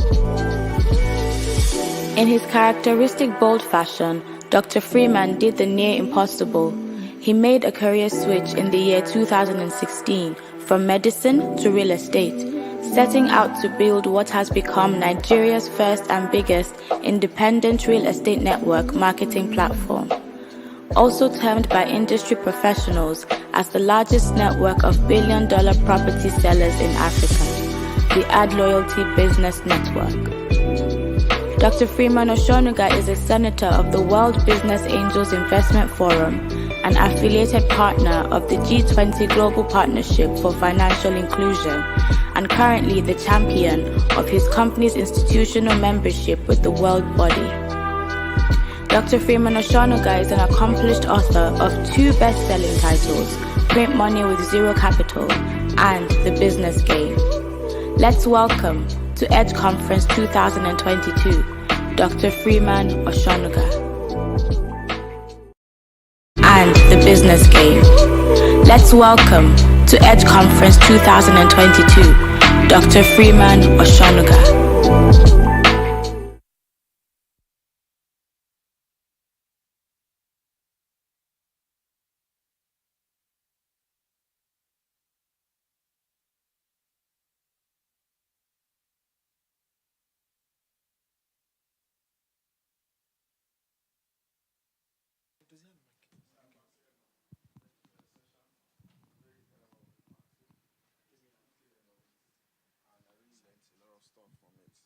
I hope we get to connect after this session. Okay, it's not yet afternoon. Am I right? Oh, okay, it's still morning. Good morning, everyone. So when Dr. Kayode invited me to this business summit, I took it without even thinking about it, because I've known him for a very long time. We were classmates in the medical school. Himself and his wife, they are awesome people, and I'm very excited to be here to support them. They're doing an amazing work. To be a medical doctor, and they're still in Nigeria, building you guys, it's a lot of sacrifice. Like about 80% of my classmates are in the UK. They're getting a comfortable life. So for a doctor to still be in Nigeria, it's a lot of sacrifice. I hope you guys appreciate it. It's like they're pouring themselves into you. And that is why I am here, to also support them. So, this morning, I'm not going to waste your time. I'm going to talk for a few minutes and I'll be out of your face. So we finished medicine in 2013 or 2014. Internship. After internship, I think I practiced for 2-3 months. Then I switched to business. And then I've been doing business since then. So today, what I'm going to be talking about will be how to succeed in business. There are some books you buy, they tell you how to do this, the dummies approach. As simple as ABC. So after medicine, I started a real estate company. I moved into business, into real estate, just the regular agents. Then I built a company called the Loyalty Business Network. In 6 years, we've grossed about 7 billion naira in gross turnover. Then after that, about a year ago, I started another company called Keystone Realty. Keystone is just about a year. It's pretty new. So in a year, they've grossed about 500 million turnover. Then I just started a new company also called PropTech Hub Africa Incorporated. So, I said that not to impress you, but just to tell you that I know a couple of stuff about business and how to succeed in it. And I'm going to save you all the bullshit. I'm just going to tell you as simple as it is. As simple as it is. Because some of us are meant to be business owners. Some of us are meant to be career professionals. Whichever one you are meant to be, stay in your lane. Right now, the trending word now is Japa. Everybody wants to press that Japa plan.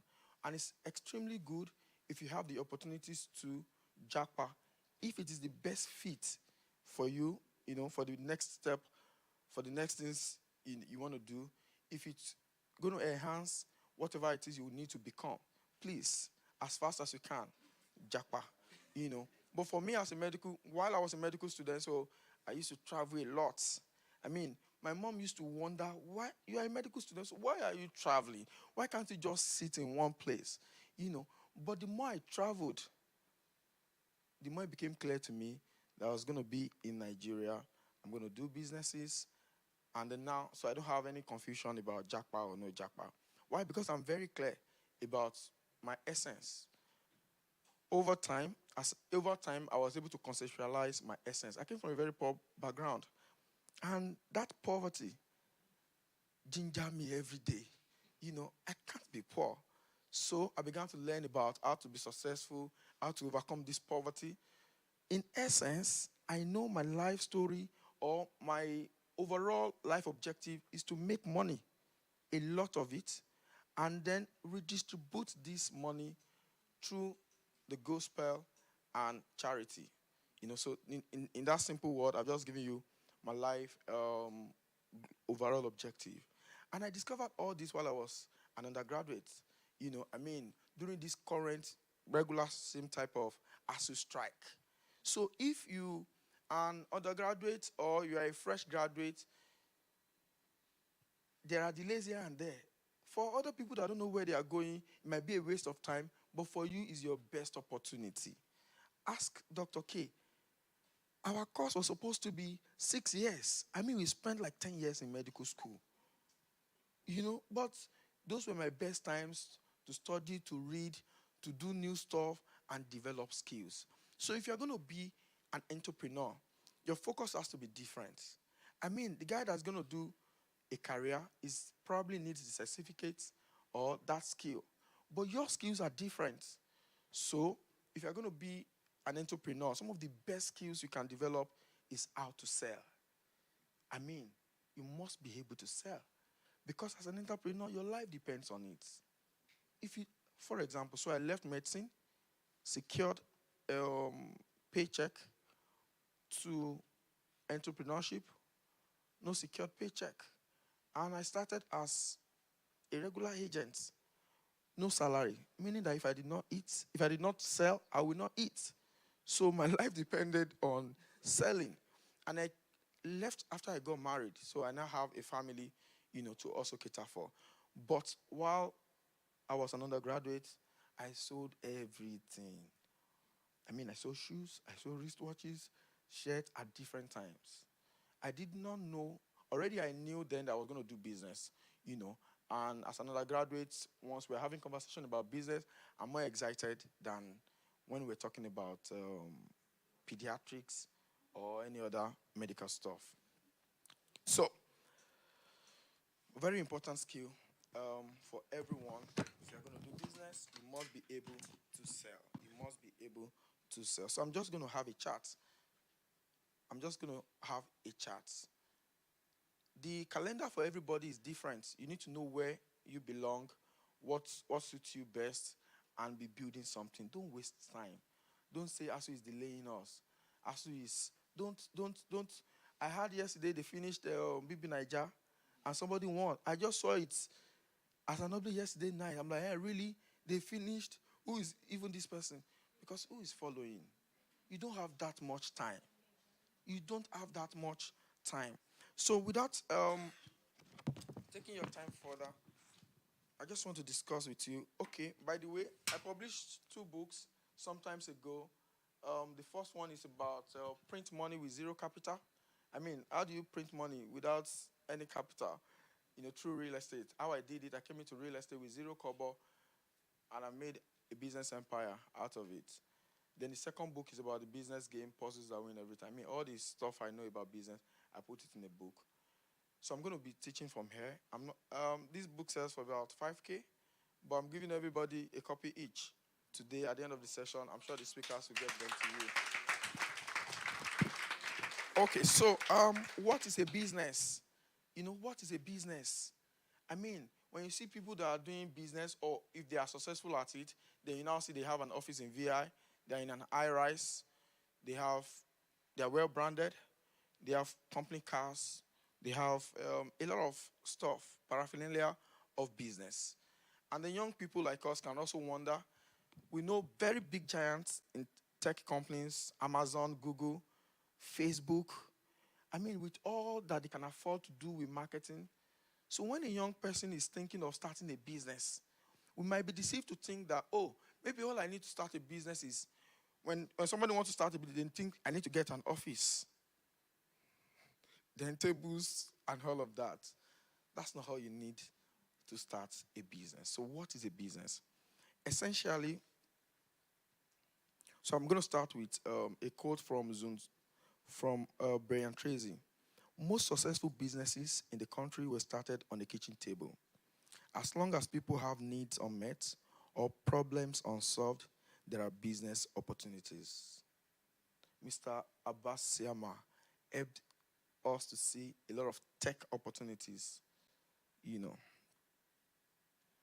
Business opportunity is created when there are problems, and I will make you see it. So right now there is an ASU strike. This ASU strike is not new. It's been there till forever. The only problem now is that social media is making us to be more aware.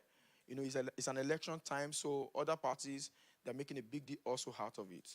But this same ASU strike is the reason why several businessmen, churches, and everybody started to have private universities.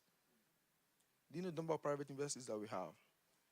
Even some of our students also flow to the other neighboring African countries because of the problem of ASU strike.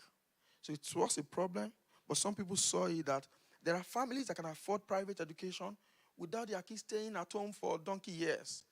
So that problem gave birth to some business opportunities. Some years back, the world suffered COVID outbreak, massive COVID outbreak.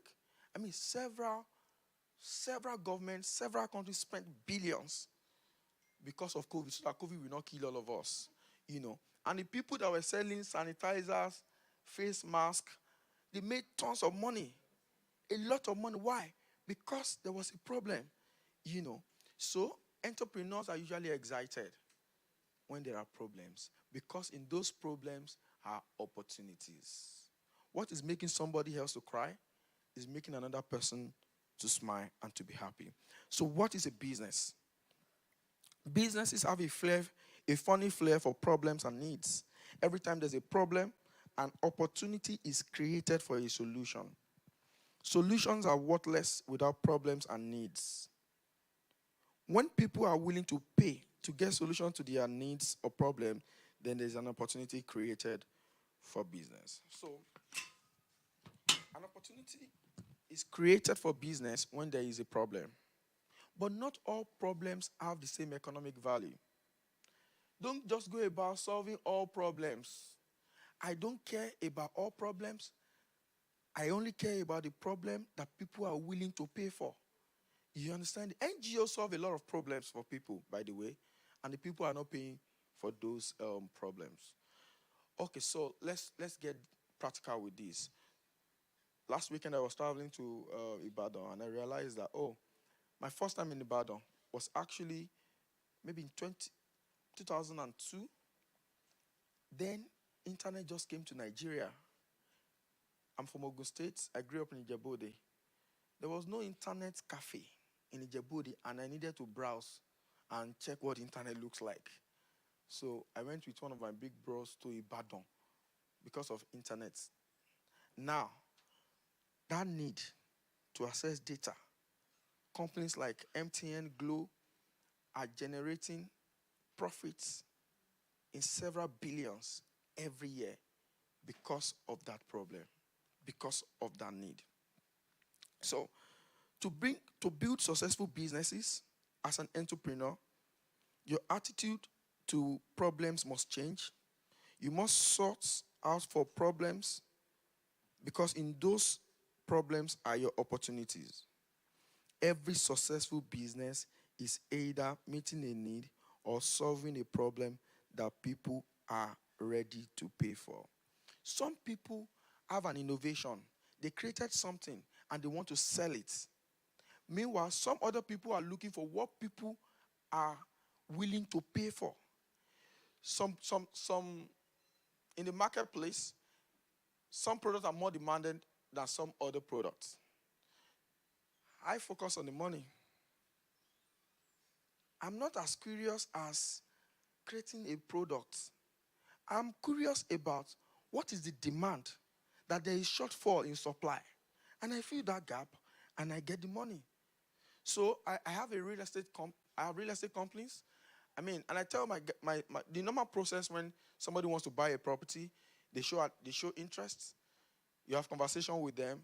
Ideally, they should make an inspection to see the property they want to buy, and then they have their objections, inquiries, complaints. You manage that, then they pay. But when I speak with a client, they are interested in the property.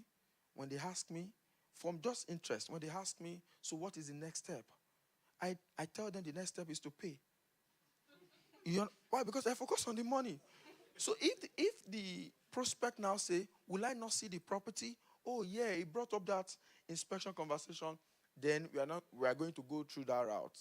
But if he did not bring it up, we go straight to payments.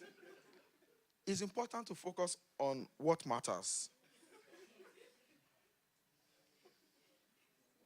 So now let's talk about general needs. So problems, needs, solutions, and money. That is business. Problems, needs, solutions, and money. I mean, everybody have a need to wear clothes. Everybody have a need to use a smartphone. There are some companies, they are not even able to make smartphones. But they see the volume of phones in Nigeria, and they focus on just making the accessories. I mean, Oraimo. Who doesn't have an Oraimo accessory here? You don't have. But quite a number of people have. You know, they just focus on, they're not making phones. They just focus on accessories. I mean, anywhere there are needs that people are willing to pay for, anywhere there are problems that people are willing to pay for, those people that are providing that solution that has economic value that people can pay for, then they are in business.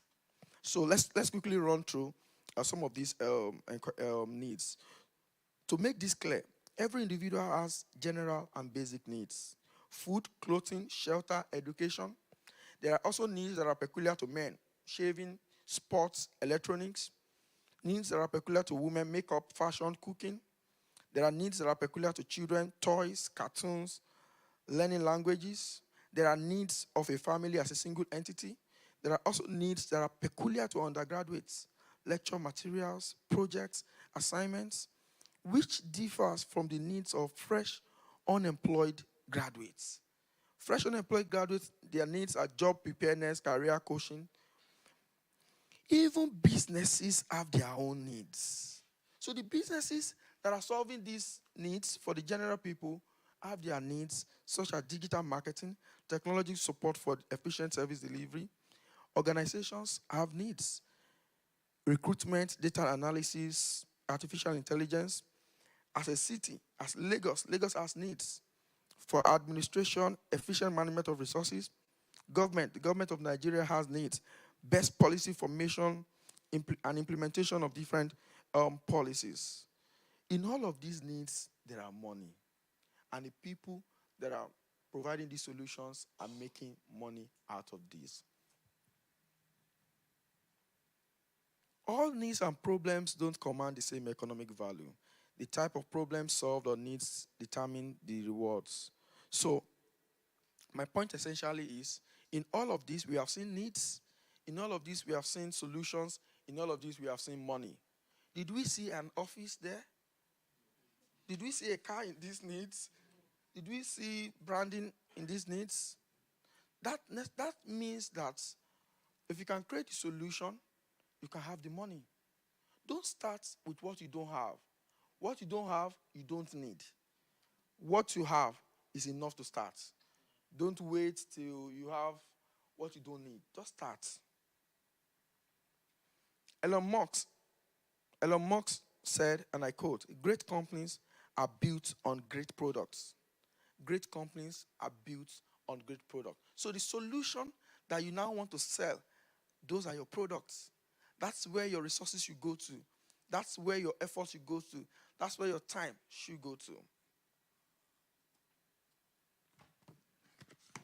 So businesses that succeed have some essential, basic components. I'm just going to talk about like 7 of them quickly.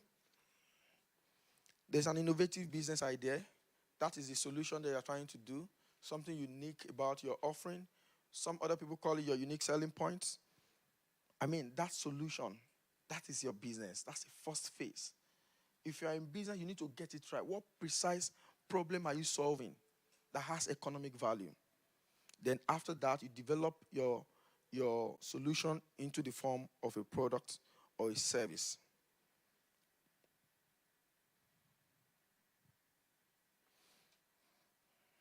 Products, development of product and service, for example. So say some 5 years ago, it was good. If you want to go out now, maybe you probably just go out there, you wave down a taxi, but who does that again now? We just put on our phone without use Bolt, Uber, or any other of these taxi hailing apps. That app is a product. And Mr. Abasiyama has told us that any business you are starting now must either be technology-based or technology-enabled. It's so important that you can't get it wrong. So when I mentioned the figures my 2 real estate businesses were doing, maybe you were impressed. But me, I'm not impressed. You know why? They are traditional businesses. So what we saw was that my brokerage firm grew by arithmetic progression. My development firm is growing by geometric progression.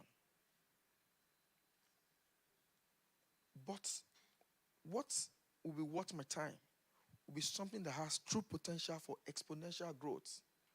That in 2-3 years, we can have valuation in billions of USD. And I can sell it and move on to other things. So whatever problem, whatever solution you are developing now must be technology-based. So one of my cousins was talking to me about starting a taxi business, maybe putting a cab on Uber and all of that. And I called him, look, don't even go waste your money. Get into tech conversation. Just go into that ecosystem. If you don't know anything, just learn something first. Spend time to learn it. But whatever business you are doing now, let it be tech-based or tech-enabled. If it is traditional business, there must be tech inside it. If you're not building with tech, you're still building like you're in 1960. You're still in the past. So whatever solution you are building must be tech-enabled. So that product that you are developing, the quality offered by that product is so crucial. He's talked about excellence. It's so crucial. No matter how brilliant your innovation is, it must be excellent. No matter how smart you think it is, it must be excellent. Then pricing. If you have a product that you're selling, if you're in business, you will always be faced with a conversation about pricing. And it depends on the type of market you want to appeal to the mass market or to the luxury markets. The quality of what you are selling determines the price that you put on it. If you offer good quality products or service at low price, you are appealing to the general market.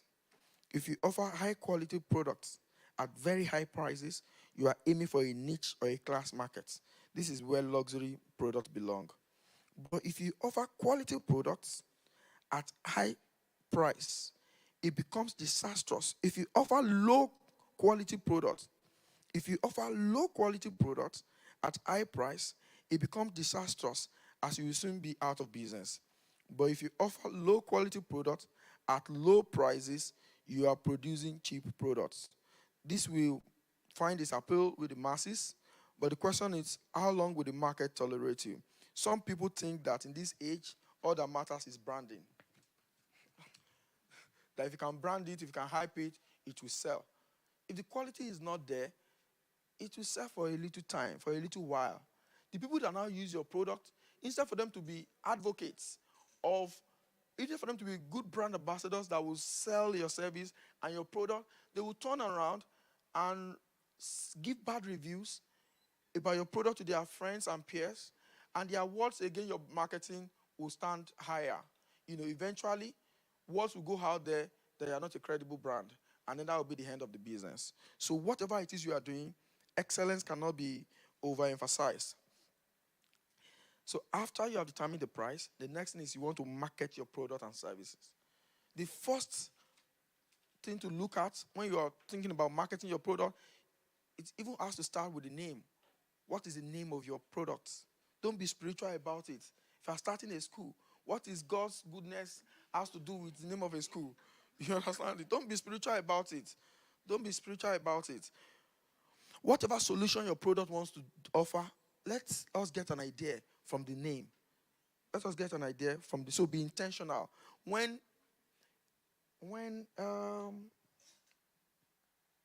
the makers of WhatsApp, when they started, they wanted to do a free messaging app.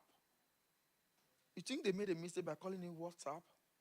It's from the word WhatsApp. Is that not easy for everyone? Is that not smart marketing? I learned about a drink that is called responsibly.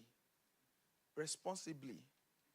When they are marketing alcoholic drinks, yeah, they say drink responsibly. So there's a brand that wants to now sell, and ride on the influence of other people. They chose the name responsibly. So when other guys are doing adverts, they drink responsibly, they're selling for them. So be intentional. Be intentional. Then once you have a product, you have determined your prices, then you're marketing your products, you just give attention to the brand, then you create an enabling environment for your business. Enabling environment for your business, you talk about the team and the technology that your business needs. Sometimes some of your businesses, all you need is WhatsApp. Maybe you, for a start. I started at Loyalty Business Network by myself. And I was doing the WhatsApp administration. Then later, I was able to get 2 volunteers that I pay stipends. Then later, so all of that was still in my apartment, Then later it grew to when we could afford staff, and then it continues to grow. So what you need, the right people, the right person on your team that is doing something critical to the team, and then the right technology. The right technology can be as simple as possible. It can even be ordinary website. It can be email service, very simple. So with the right product, of course, your unique selling idea, you develop that into a product, then you offer very good quality product at the right price. Very good quality product at the right price, commensurate with the value that you are giving. Then you do your marketing, and then you create an enabling environment for business, and then you are on your way to success. So in my closing remarks, I begin to round up by saying, in the words of Steve Jobs, if you really look closely, most overnight successes took a long time. If you really look closely, most overnight successes took a long time. If you know you are going to be an entrepreneur, start small. I'm doing real estate. I don't have time to impress anybody. I don't have time to impress. I'm just doing myself. I'm just being me. Start small. So as a parent now, some of the best skills I want my kids to have is how to sell. My first daughter is 5. My boy is approaching 2. When the time is right, I'll teach them how to sell. Why? Because that's what matters, at least to me. So how do you think I'm going to go about it? Of course, so all their friends, when they come to class, they come with money. They want to buy sweets and biscuits, So I'm going to teach them to sell sweets and biscuits to them and get the money. If they can sell the sweets successfully and earn money successfully by themselves, then I'll be a fulfilled parent because they are going to be able to generate money. Why? Start small. Start small. Start small. It's your journey. If what you do, the skill you have is to plait hair, you can make a business out of it. If the skill you have is to do laundry, you can make a business out of it. If you're an undergraduate, somebody is collecting money from you, and you make photocopies all the time, you can have a business that does that. Start small. So what are the underlying factors that are common to businesses that became successful in the marketplace? I'm going to talk about 3 of those critical principles. Number one, think big. Think big, but start small. What a paradox. Think big, but start small. Yes, think big. Talk big. But don't wait to be big to start. People who wait for perfect conditions never get their projects off the ground. So, when I got the idea to start the latest company that I'm championing, PropTech Hub Africa Incorporated, we didn't even, so immediately this particular project, I'm building it in the public. You know what it means to build in the public? So I got the idea. I was sure I was going to do PropTech. I was sure I was going to do tech. Okay, so we wanted to start by doing dream homes, smart homes. Then we saw that the traditional building, developing of houses has its own several problems. I mean, the biggest money in real estate is in property development. Of course, that's where the biggest headache is. And you and I know, we have agreed. I'm just focusing on the money. I don't want the wahala, So I decided I'm going to do tech. All of our real estate transaction, I need to be able to create the tech for it. Fintechs in Nigeria already, we have several unicorns. So when I got the idea for PropTech Hub, we don't have a website yet, and I launched it. I said our new company is PropTech Hub Africa Incorporated. Our website is still being developed right now, but we're out there. One guy created one small logo for us. We started to use it. Our latest one came maybe like some weeks after. We are starting small, and we are building as we are growing, as we are going. Right now, we have some tech innovations. So we are creating the fintechs for real estate. With the volume of transaction in real estate, so we are creating the technology. I'm sorry for that. So we're creating the technology platform to warehouse the real estate money. Technology platform to warehouse the real estate money. So my point essentially is I did not wait till we have everything set to start. Started and we are building in the public. Later this month we'll be in Dubai exhibiting at a GITES conference. Next month we'll be in Singapore. December we'll be in Israel. We are building. We are not waiting for everything to be set. I have only one person on my team right now, but we are building. We're not waiting for everything to be set. So never be afraid of starting small. All the big tech companies, Google, Facebook, Apple, everyone started small. But the big dreams won't keep them small. So number one, start small. Drink big, but start small. Number two, nothing in the world is created without faith. Absolutely nothing. Have faith in your enterprise. Have faith in your hustle. Have faith in your grind. When I started real estate, when I switched from medicine to real estate, my brother used to call me that, what am I doing in Nigeria? Because I knew I was not going to practice, so all of those times I used to travel as an undergraduate. I used to go to UK to vacate for vacation very frequently. So then I thought I was going to finish, do PLAB, hustle for some time, raise some money in the UK, then come back. But eventually I didn't go through that plan. And my brother was very worried that, look, whatever it is you are doing in Nigeria, you are wasting away. Thank God my brother is around now, he's vacating, he's staying in my house in VGC now, Look, have faith in your hustle. For the first 3 years of my grind in real estate, I couldn't even talk about it. I didn't even put it on my Facebook or my social media. It's in phases. At the beginning, it will not make sense. You might not succeed at first. You will fail several times, but have faith in your hustle. You will succeed. You will succeed. And if you fail, it's not a big deal. If you're a businessman, don't get emotional with business or with your projects. I have no attachment to any company I'm building. You know why? I'm clear. I focus on the money.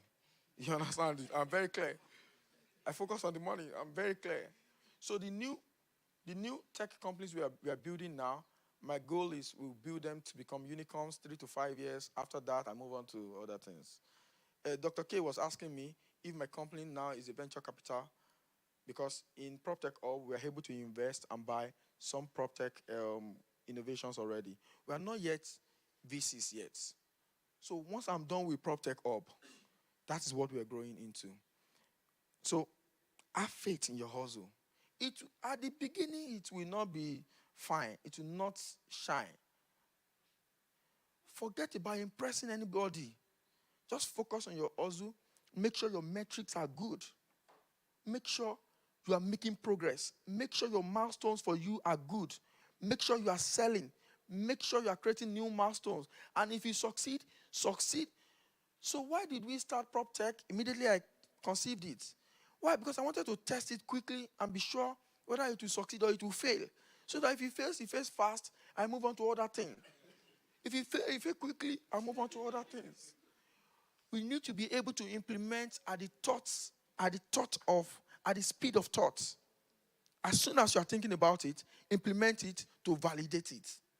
If it fails, let it fail and move on. Because businesses will fail. You have no control. The ones that will succeed, will succeed. The ones that will fail. But the few that succeeds, bro, they're going to be in serious money. So, but you must have faith. For some people, it might not make sense. Your friends say, what are you doing in that Nigeria? If you are going to be a businessman and you want to make serious money, the money is in Nigeria. Without any disrespect to anybody's hustle, I mean, if I was practicing in the UK, I can't live as comfortable as I'm living now. I can't be doing what I'm doing now. You have control of your time.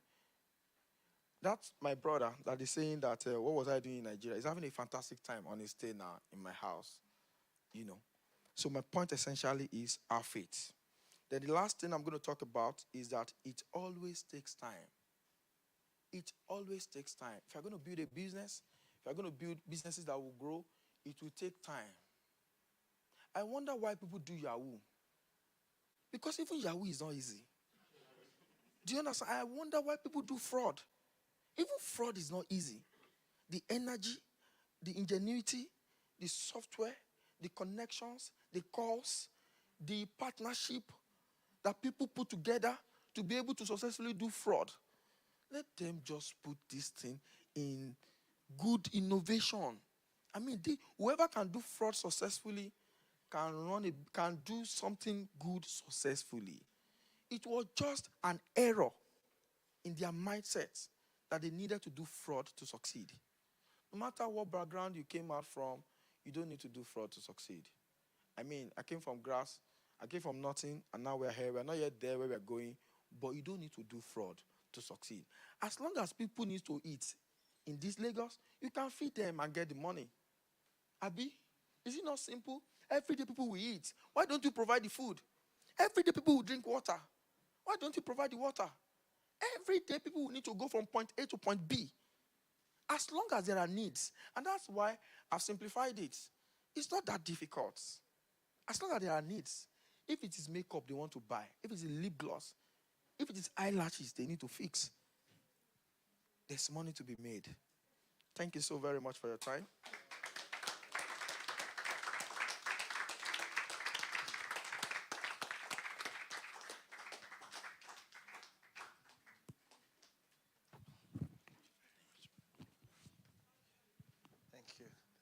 Thank you very much. Can you appreciate them? If you have learned anything today, is that enough to appreciate them? I think we should give them a standing ovation.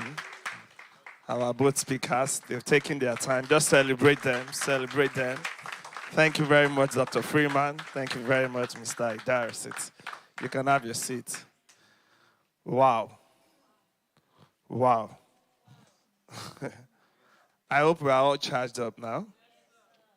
And there's still one more session to go.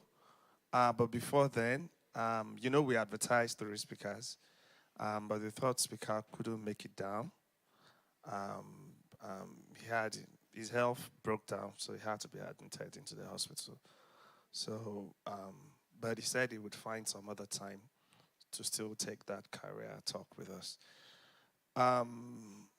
Having worked, I just want to give 1 or 2 tips for people who are, not like you said, not everybody would start a business. Some of us would need to grow within our career space and all that. And Mr. Idarisit has touched on some of those things. I just want to add a couple of things that,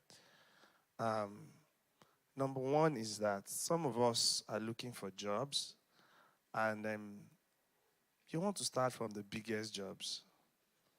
I hope you know that nobody is going to employ you without some experience. And you must understand that it's a growth journey. Sometimes you may think that your value is more than a certain job. But instead of sitting at home doing nothing, take that job. Take that job. Get hands-on experience. Nobody, let me tell you something. As much as certifications are good, nobody is employing certifications. Certificates are only supposed to enhance your abilities. So, take that job, get some experience, but while you're getting experience, hands-on experience, put your CVs together and let it be in the public domain. How many of us have TikTok accounts? If you have a TikTok account, raise up your hand, please. TikTok. I want to carry out a social experiment. If you have a TikTok, let me see your hands up. TikTok. Okay, put it down. Put it up if it's going up. TikTok. All right, put it down. Instagram account. Instagram. Put it down. Active LinkedIn account. LinkedIn account. Okay, put it down. Okay, I wanted to be sure. Because you see, your job seekers are on LinkedIn and on Facebook. You're not to get a job on TikTok, except maybe you're into creatives and entertainment. So you need to make sure that your CV is out there. But it is not enough to even have a good CV. You also need people that would guide you on how to write CVs. Some of us just put the same CV out to the general public.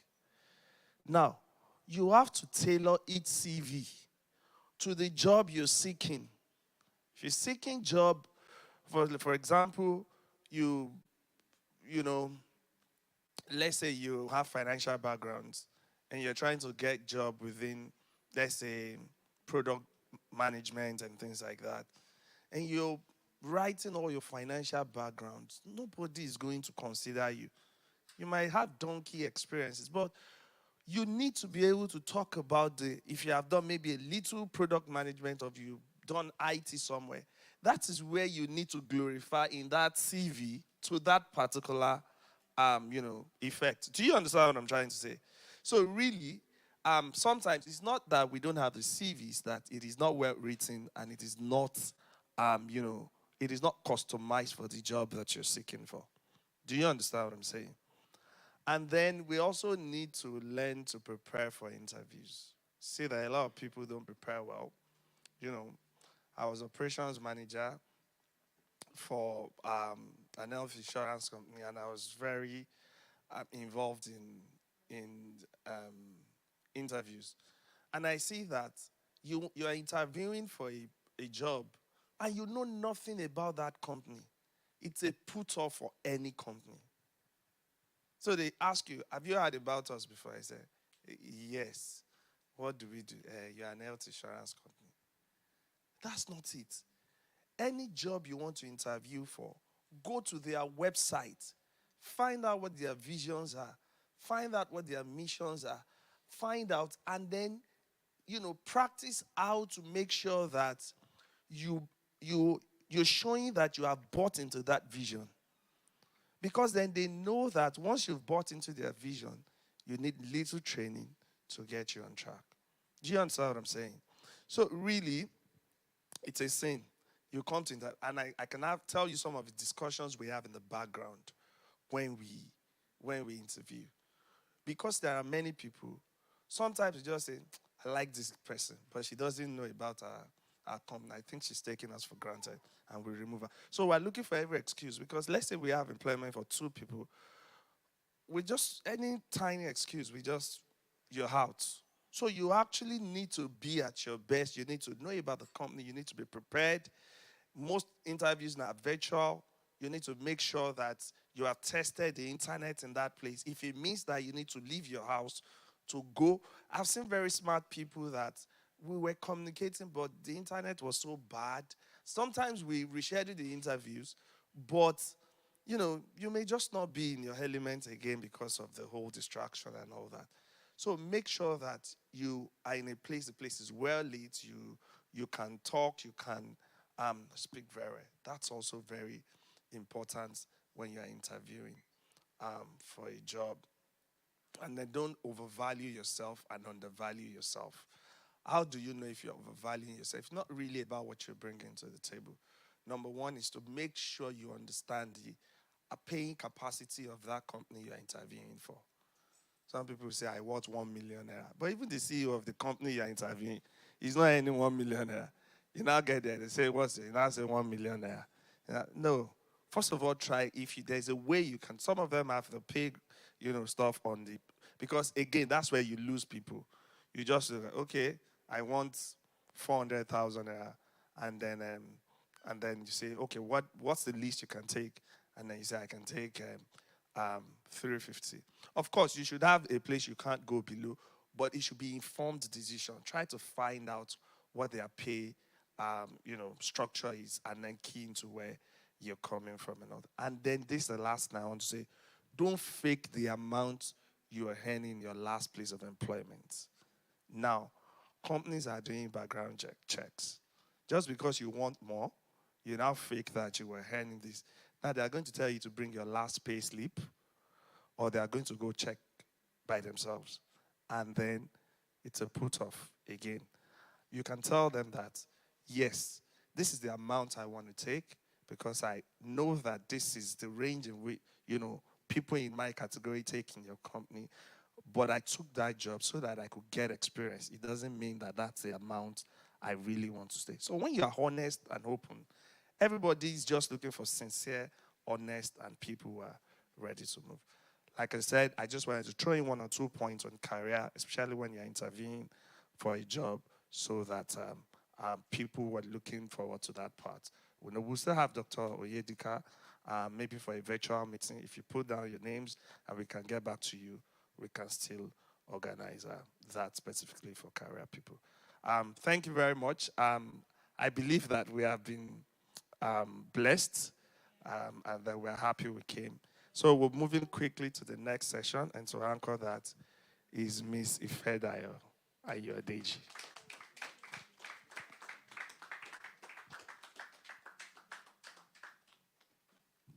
Hi, good afternoon, everyone. Dr. Freeman, we need you for a panel discussion. Sorry.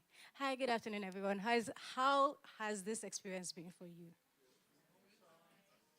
I need more energy, guys. We're young. We're not old people. Can we? So how was it for you? Ladies and gentlemen. Okay, so we have a panel discussion now, and I would ask Mr. Abbas and Dr. Freeman to please come and sit here. And so if you guys have questions, both of you, if you guys have questions that you've had or you want to clarify, this would be a good time.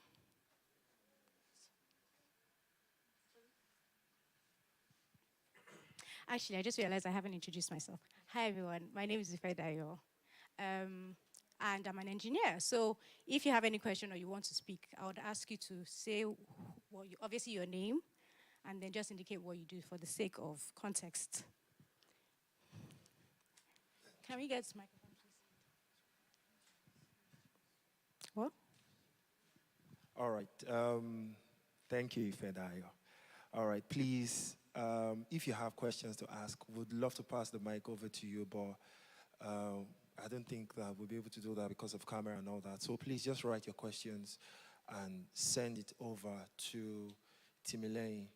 He's just here to receive your questions, and we'll get to read it or send it to the to Ifedaya to help us out. Thank you. Thank you. So I think this question would be for both of you or whoever. Let me just position myself properly.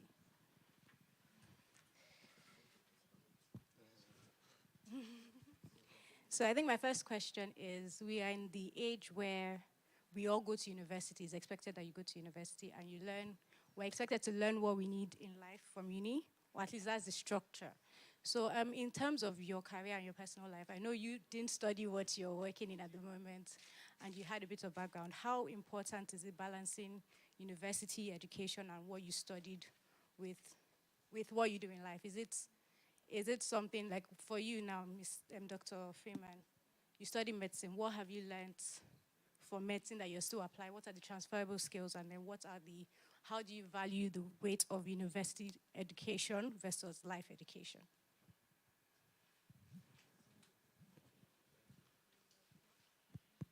Okay, thank you, Ifedaya, for that.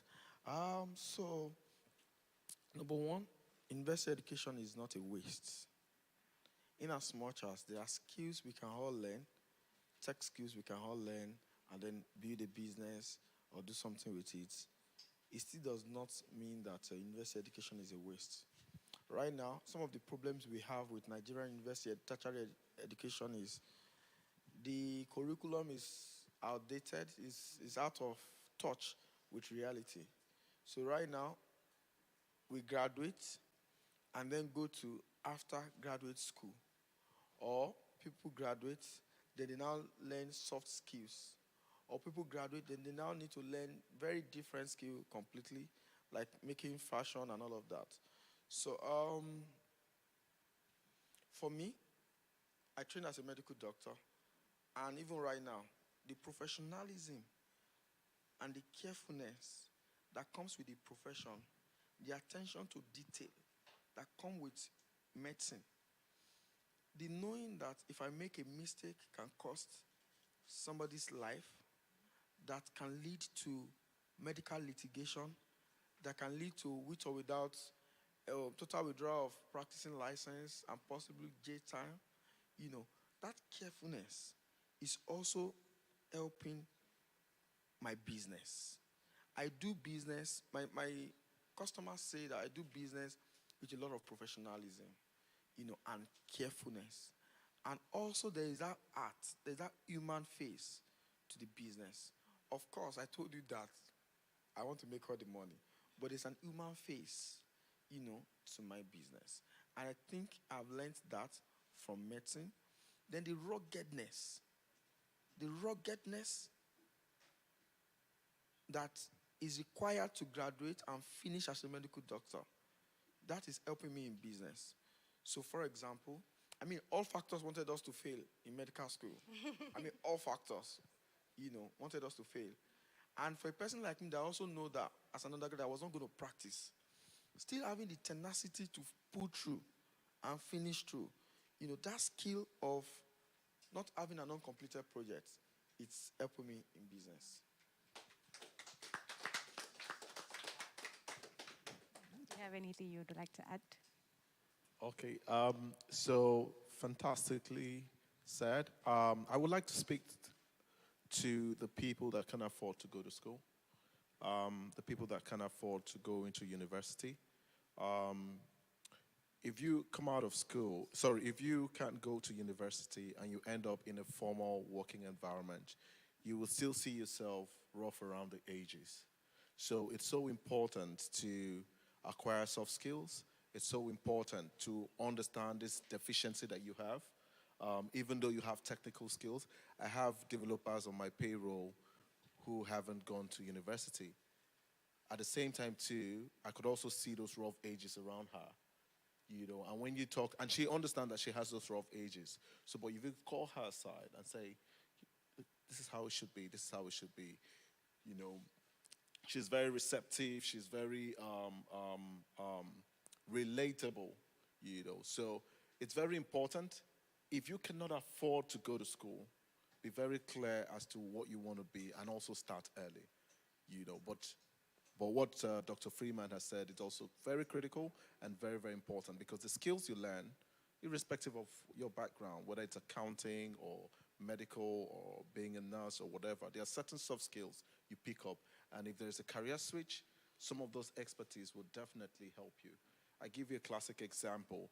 One of the courses I studied while studying information system was the politics of information system, or technology ethics. Now, that has really, really helped me in even my business, how I'm building my business. How do you build a sustainable business, and how do you build it from an ethical point of view? You also have to think about people. You also have to think about the SDGs, the planet. Obviously, you don't take your eyes off the profit, the 3 Ps: planet, people, profit.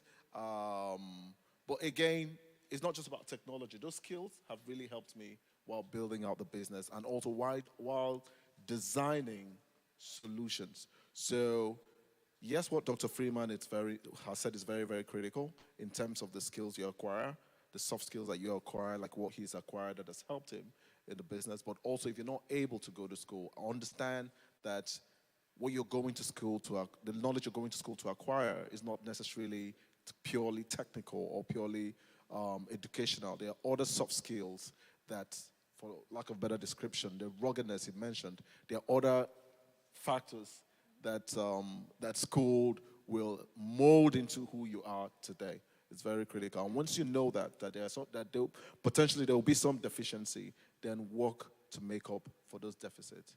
All right? Thank you very much. Mr. Abbas, this is for you. So we know technology, tech in general, has grown so fast, so big.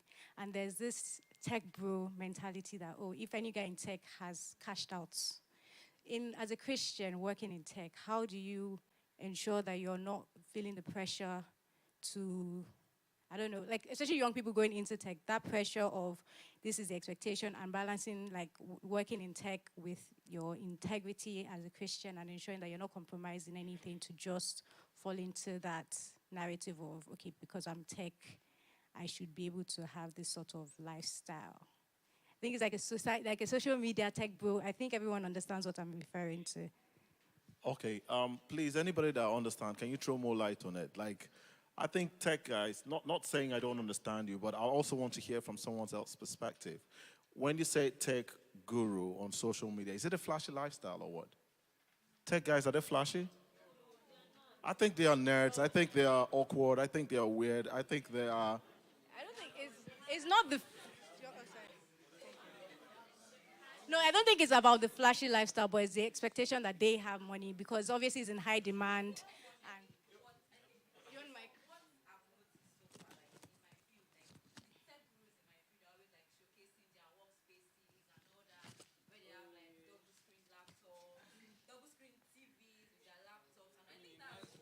Yeah, exactly. And even when it's not a lifestyle, it's just about the... Okay, so with that clarity, I think the way I understand your question, and please forgive me if I don't, it's as a Christian and also in technology, how do you carry on as a Christian without compromising yourself with whatever opportunities or whatever temptations are out there in technology? Is that a much better? Yeah. Okay. I don't think it's just technology alone. I think it's in every profession, including real estate. But you have to, as a Christian, stand firm. Be sober and vigilant. Whatever profession you are, whether it's accounting or data or whatever it is, be sober and vigilant. Just like I told you about what we're doing with machine learning and having to train a machine on how to underwrite and to evaluate to see if a particular applicant for a loan is eligible. There are so many things you can do with that. These are very powerful machines. These are lots of data you're sitting on. People have submitted their BVN to you, their bank account details, requesting for loans. Data is power. Knowledge is power. So imagine there is a whole lot you can do with that, but you just have to maintain that integrity. You just have to abide by the law. You just have to abide by the principle of who you are as a Christian and always do the right thing. It's not just in tech. I think it's all over the business world. It's all over the world. You just have to be sober and vigilant and just maintain your right standing. Yeah. Thank you. Do you have anything to add in your real estate? Yes. So recently, I saw on social media that tech bros cannot be broke, or not all tech bros are rich. So I think maybe there is this notion that tech bros are different from tech gurus, right? Yeah. I think there's a caption for tech bros are expected to be rich. I think the only way out of that is that don't live a life that wants to impress anybody. Because of business, so I post on social media, my team posts on social media every day. You just see motivational quotes, regular pictures like this. Don't fall into the temptation of you want to show lifestyle. Don't fall into that temptation of you want to pepper them. Don't fall into that temptation. Just do your stuff.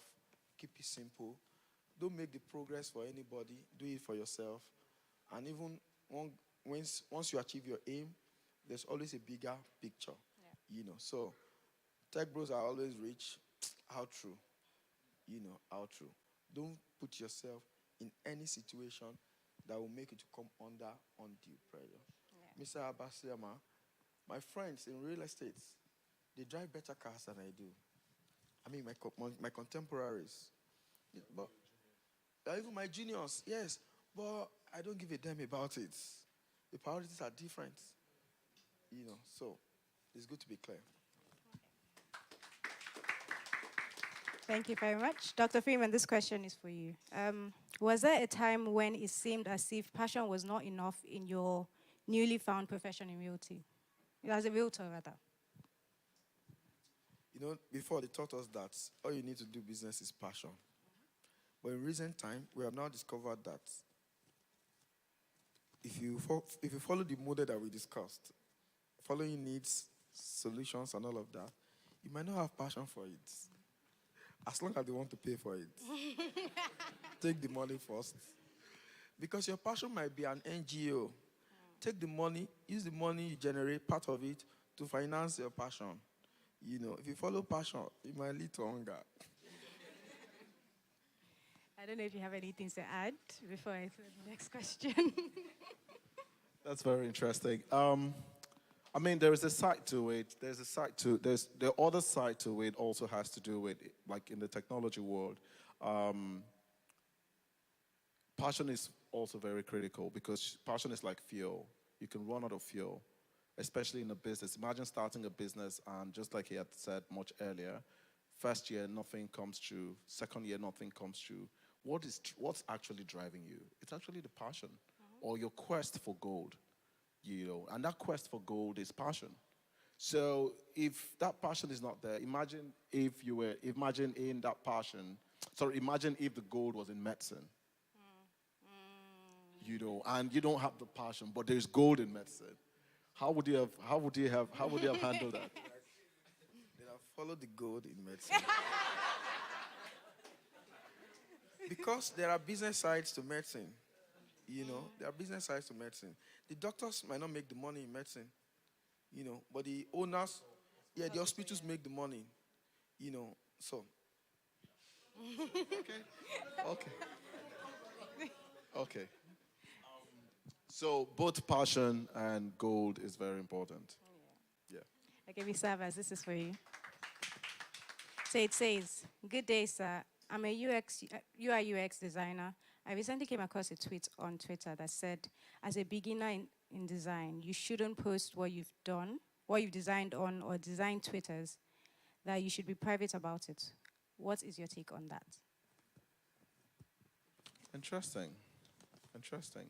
Well, it depends on the objective. I don't know who that is, but it depends on the objective. If your objective is to showcase to the world that this is who I am growing, I am solving big user experience problem or user interface problem, It's like putting out your resume out there, or your putting or promoting your LinkedIn account.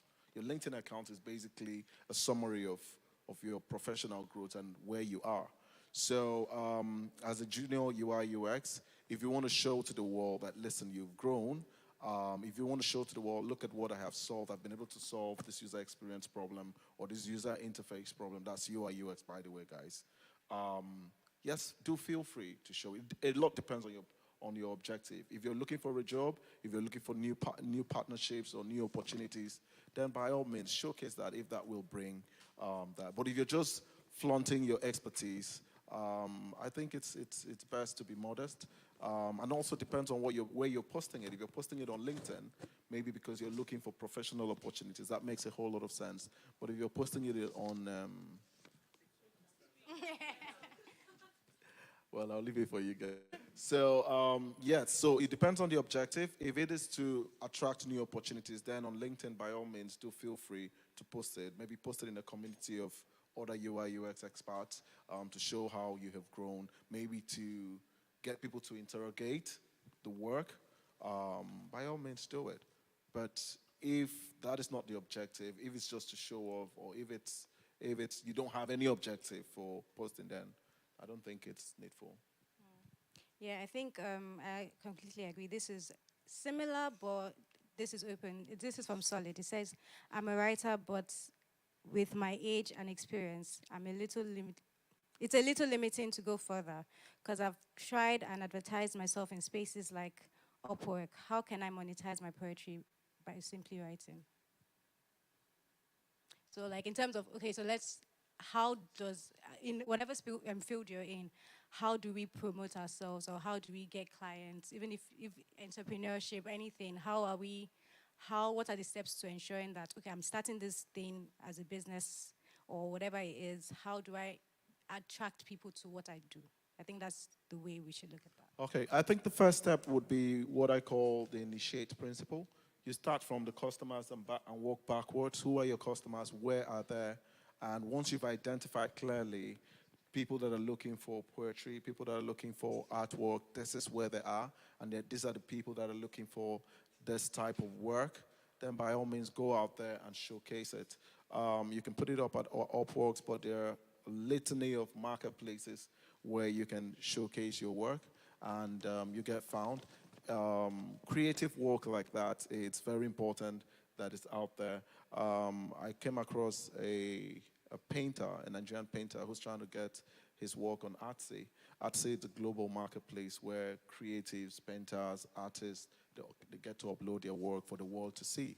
The most important thing is go to where your customers are and showcase your work.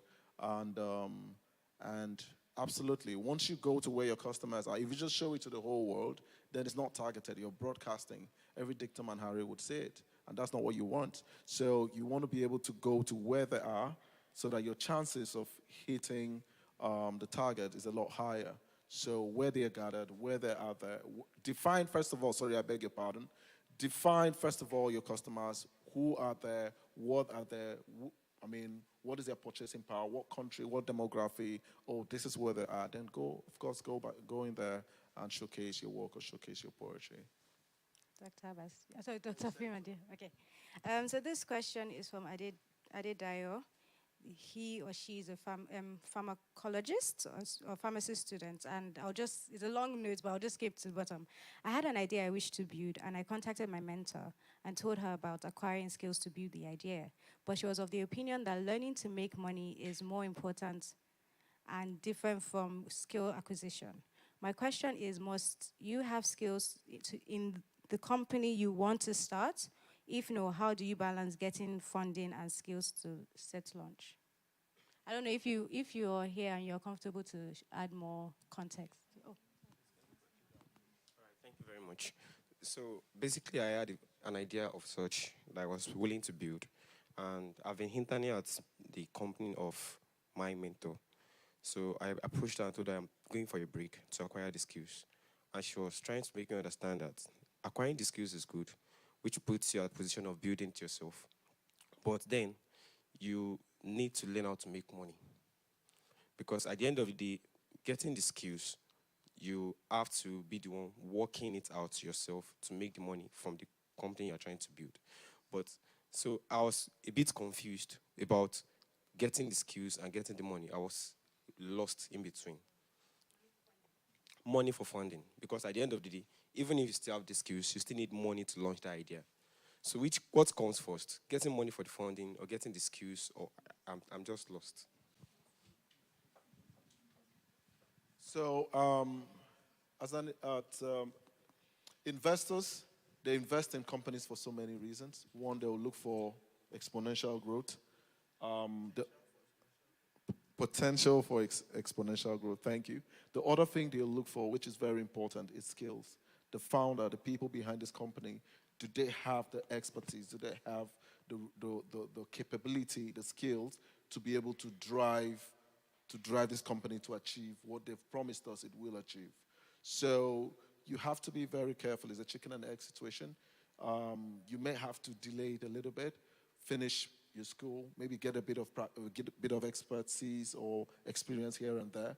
And if you don't have the experience, do you want to look for a co-founder that will complement that deficit, or co-founders? So at the end of the day, it's not just one person that's starting it, but 3 or 4 people. They all started this company together, and they all complement each other. And an investor sees it and sees all the boxes: the finance, the growth, the products, all the expertise needed to take the company to where it should be. It's all there.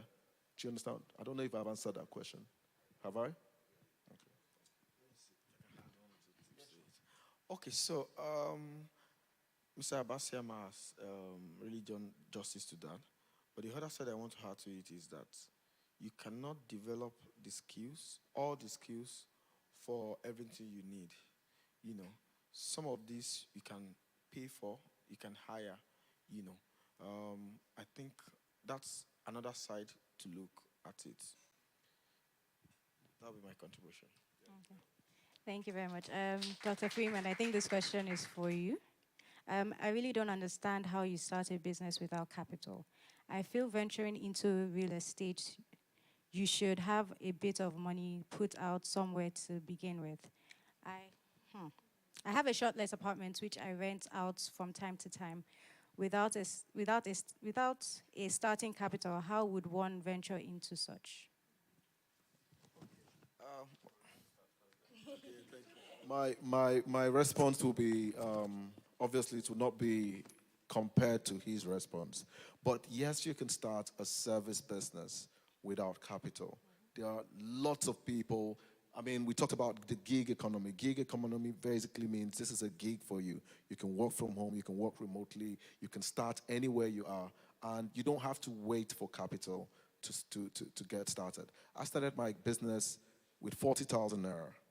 40,000 naira. Even the 40,000 wasn't mine, you know. So to where it is now, but it's a lot of hard work. There's a lot of headwind. There's a lot of hard work. It's an uphill task for you to get to where you want to get to. So you can start, but be ready to work very hard to get to where you're going to. So it's not impossible. It's very possible, especially when it's a service business and doesn't require capital. It's not capital intensive. Thank you. You have actually said it all. I think it's overflowed that I need capital to do business. It is not true. It is not true. Service. Somebody has a need. He has money. You know the supplier. Just connect them and collect your broker's fee. Simple. So, don't let us put more roadblocks in between us and our new business, our ventures. It's an age-long excuse. I have this idea I want to implement, but I don't have money to implement it. That is because you want to start big. But in the analogy that we talked about, needs, solutions, money, you don't need a lot to do it. And start small, you know. Just like he said, he was even lucky enough to start with 40,000 naira. I did not start with anything, you know. And that's why I was able to write a book, Print Money with Zero Capital. through real estate, So it is possible, if it's possible, and it's service also because it's brokerage. There are different types, there are different aspects of real estate. You cannot start a development in real estate without money. But you don't have to start from there. You can start from selling, from facilitating a transaction. Whatever you make from that, you can now store up capital to move to other aspects. But you don't essentially need capital to start. Thank you very much. Yeah, just to add a little bit of context to the 40K. So I started digital marketing. There were no digital marketing agencies in the country then. So I tried to talk to the big names, the banks. Nobody was listening to the telcos. No one was listening. At some point, I was trying to get access to the decision makers. I didn't have any contacts. I didn't have any network. At some point, I started presenting to receptionists. Do you know what that means? Out of frustration. He's not around. He's not around. But can I just show you what I wanted to show him? Yes, yes, yes. They crossed their legs, and I started presenting to receptionists. What was the proposition? I can bring customers to you. That's digital marketing. At some point, it moved from banks to microfinance bank to roadside lenders, and I started going into the market. So my very first customer gave me 40,000 naira when I told her, if I don't bring customers to this your business and you do not make sales, I will return this money back to you. Just give me a chance. Give me 40K. If it doesn't work, I'll return it back. She was like, this guy is very passionate to take. And that's how it happened. Her sales grew from 150,000 naira to 15 million naira in 2 months. It made it into, please don't clap. It made it into top 10 global Google case study in the world for 2009. It's on Google website. If you want, I can play the video here for you to see it. They flew the woman to Silicon Valley for her to tell the world the impact of Google's technology on her business. They didn't fly me. Okay? So what I'm trying to say in essence, it was just sheer passion. Sheer passion. And when she gave me the chance, I was so happy because this was like almost a year of looking for a customer. So you can imagine dressing up with tie to a roadside, to a Balende, to go and support a client because this was my first client. Do you understand what I'm trying to say? So you don't need capital. You do not need capital. Don't let anybody, or don't put roadblocks in front of you. You don't need capital. You just need that passion, that dedication to be able to get this up and running. All right?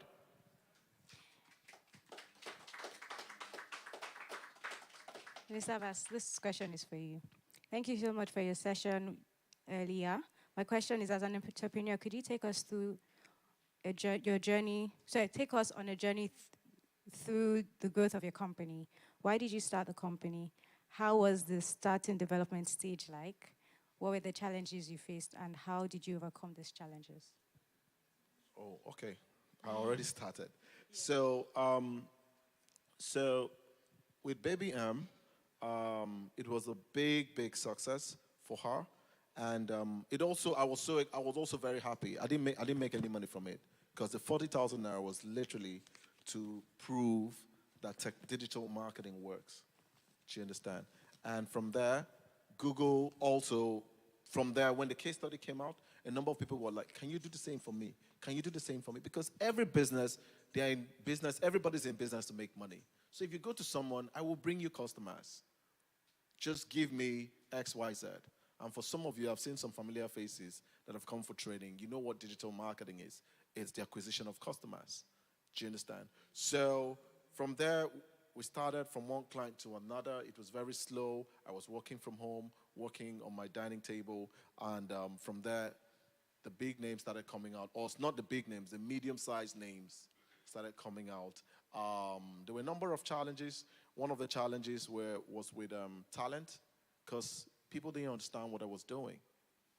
You know, sometimes when you're presenting to customers, you spend 80% of your time training them and 20% pitching your solution to them. It was very difficult. I couldn't hire anybody. My first staff, Tony, I had to train her on every single thing, on the entire aspect of digital marketing, from PPC to SEO to every single thing, before she can even, 3-4 months worth of training before she could be able to support the business, So one step led to another till where we are today, 10 years, 12 years after. Thank you. So I think this question will go to both of you. In building your professional career, do you need to play office politics, and how efficiently should you go? So in the situation of like a 9 to 5. Okay, so unfortunately, I've never had the opportunity to do 9 to 5 for a long time. So I may not be the best person to answer it. But what I do know is that in every organization, in every system, there's usually politics. Should you play it, should you not play it? So as a business owner, if I see politics happening in my place, what is most important to the business organization is, what value do you bring to the table? Some people think by outsmarting other people, then they will now rise to the top. If you outsmart other people and rise to the top, you're going to be there for a short time, So, and office politics, just like politics, is about outsmarting others. To me, I would not advise that. I would advise make sure you are at the peak of your expertise. Continue to always develop your skill. That's number one. Number two, put in your very best. Now, on the flip side of it, if you're in career, it's advisable to have like a mentor up there, like a mentor up there, especially if you work in big corporations, because at the table where decisions are being made, will your name come up, So but of course, your expertise is not in question. Your good heart is not in question, But if you now have like a career mentor, when recommendations are necessary, if your name comes up there, it makes all the difference. Sometimes, these are some of the little things that makes the difference between the high-flying staff and the one that's not so high-flying.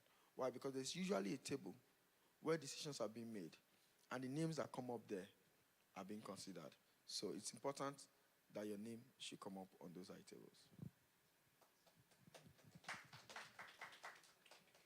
I think you've said almost everything. I just want to add, what will make your name come up? It's very important. It's excellence. So you just have to be excellent in every single thing you're doing, exceptionally excellent. Put your heart in every single thing, and you'll stand out. You will outsmart politics. Yeah. We all saw that on Saturday. I don't want to go political. We all saw that on Saturday. It has nothing to do with your connections, your network, your infrastructure, or anything. I don't want to go into politics. I'll leave it there. Okay, thank you. But do you understand? Do you understand what we said? Do you understand what we said? Yeah. Okay, so this one, in the conversation, where exactly do creatives in music industry fall? Of course, one can diversify, but how best can one make the best of the sector? Creative music industry. Creative music industry. In which sector? That's actually a good point. Is it in tech, or are you trying to say that basically, who wrote the question? Does anyone want to shed more light on the question?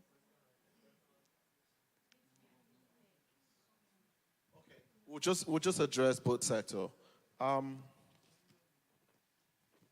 So in tech, it depends. It depends. So in technology, if you're in the creative environment, if you have a creative background, there are different things you can do. You can decide to say, okay, you know what, I'm going to go the business route instead of the technical route.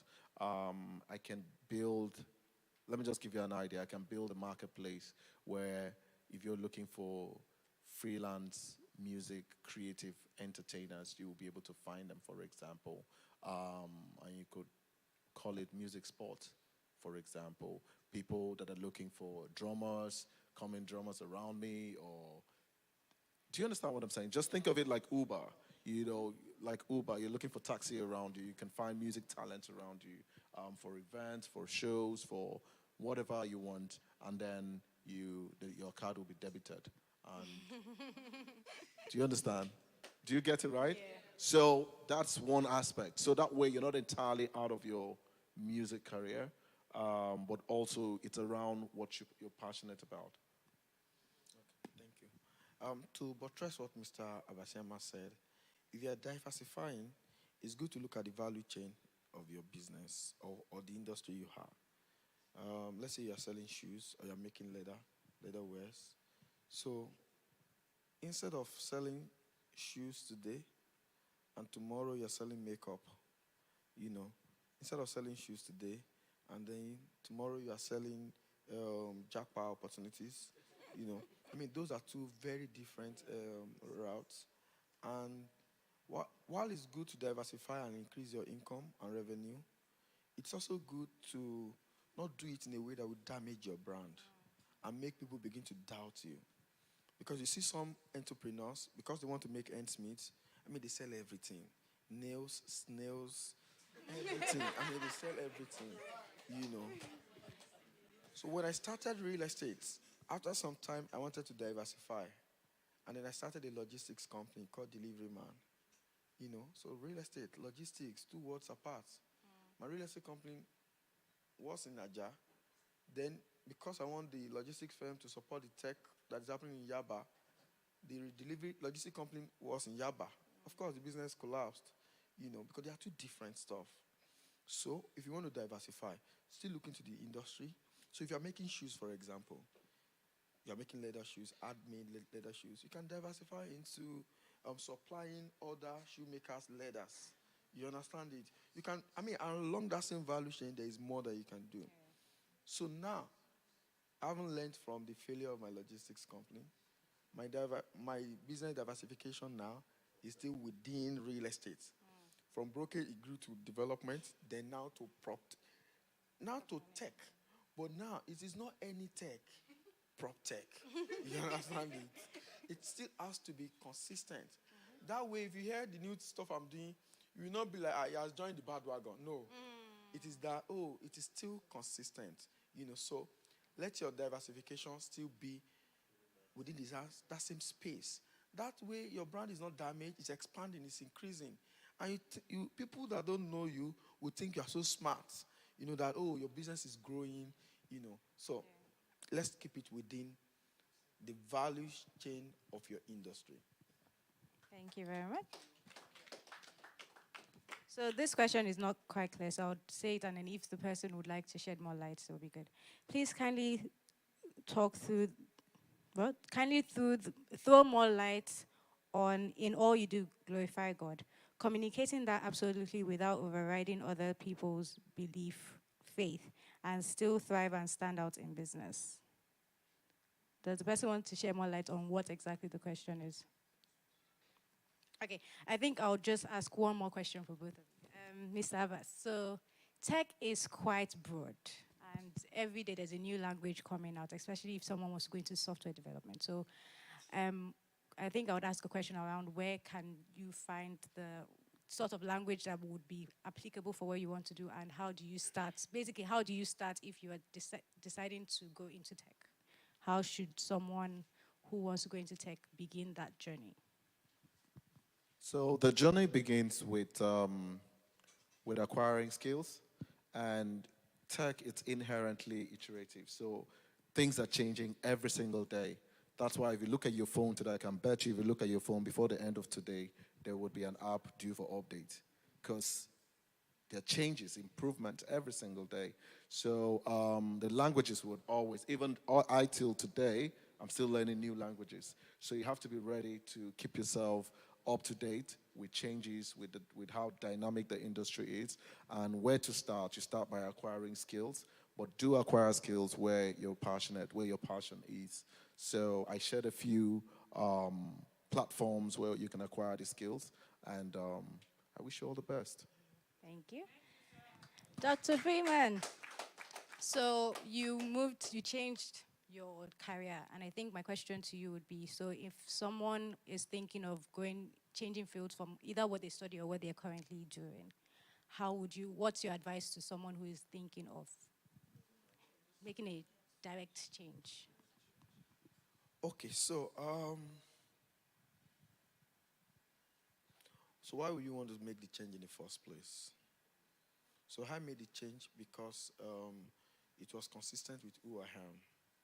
You know, I'm naturally a risk taker. I mean, I have very high appetite for risk.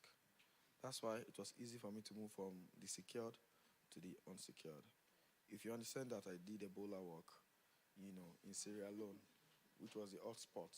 So it was just trying to be me, you know. So making the career, and it was not, at the point that I made the decision, it was not an on-the-spot decision. I've always known all along, you know, I mean like 3, 4, 5 years before that time, which gave me the opportunity to prepare for it. So while you're trying to make the switch, the change, you know, for example, if you're in a 9 to 5, which is good, 9 to 5 is excellent, by the side, you can start a side hustle, you know, start a side hustle, test it, grow something on the side, so that making that switch will be easy. You have the requisite skills to succeed there. You have something thriving to succeed there, you know, so that your switch will not just be drastic. It will be gradual and it will be sustainable. And don't forget, you're not doing it for anybody. You're just doing it for yourself. Thank you very much. So thank you. We really appreciate coming out to talk to us. And I know I personally have learned a lot more than I knew when I came. So I really, really appreciate it. Thank you, Mr. Abbas and Dr. Freeman. Thank you guys as well. So thank you guys for coming. Thank you, and hope you guys have also learned a lot. And I hope you took notes, because sometimes our brain, we like to think we're still sharp, but our brain, we can forget certain things. So in case you don't know, I think they announced it at the beginning, but there are books at the back in case you want to pick up something that might help in your next stage of your career, or at least help you move into what or rather, activate what you've learned from today. We also have drinks and snacks that will be shared right after this. Thank you very much.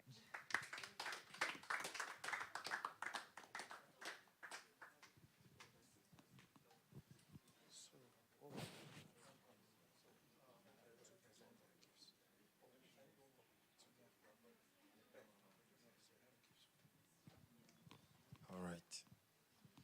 Hi, guys. Yes. So, I know we've learned a lot, yeah? Okay. Yes. So, how many of us wrote stuff down? Did you write anything down? You did. You did. Great. I would like to look into your notes. That's the thing, though. So we came here to learn, yeah? So I'll just pick one person from each row, or just volunteer from each row, and just like, oh yeah, tell me what you learned. Okay? Let me start. We have our facilitator and 2 people. So who is going first? Just one person from this row, and we'll go to the next one. Okay. One thing I've learned, I've learned so many things actually, but one of the things is that from what Mr. Abasiama said, there are 2 things you need to succeed in any career, and that's excellence and passion. So those 2 keywords really struck my heart, because you really need to be on top of your game in any field to succeed. And also, as I said, passion is a fuel that keeps you going when the roads are rough and it's not looking at it at first. You need to get moving. So that's one of the things I've learned. Can we put our hands together for her? Thank you. Thank you. All right, next row. Okay. Precious, you see, when you did that introduction, Mr. Abasiama was just referring to you. Precious. Precious. Okay, thank you, our speakers. Thank you so much. We really appreciate you for coming. Okay, one thing I was able to learn was excellence is very important in everything we do. There's this movie, Three Idiots, where, follow excellence or chase excellence, then success will follow you pants down. So I think it is really important that we follow excellence. And excellence has been one thing that I've followed all my life. And thank you so much, Mr. Freeman, and Dr. Freeman, and Mr. Idaresit. Thank you so much. Can we put your hands together now? Thank you. Thank you. All right, the next row. Anybody? Okay. Thank you. Thank you, Mr. Idaresit and what's his name? Dr. Freeman. Okay, I've learned a whole lot as well, and basically or conclusively, we have to find a way to balance tech into or within everything, every other aspect of our life endeavors.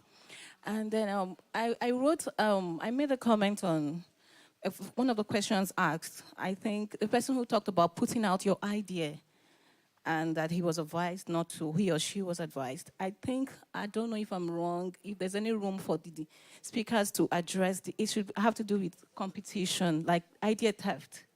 I'm thinking that's what that person referred to by don't put it out. And then I don't know if we're all Christians here or Christians or not.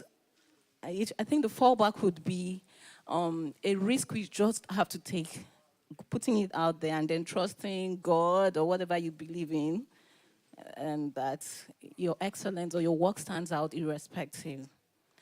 I don't know how they manage competition and putting out their ideas and your best out there irrespective of what other people are doing or someone who might take it from you.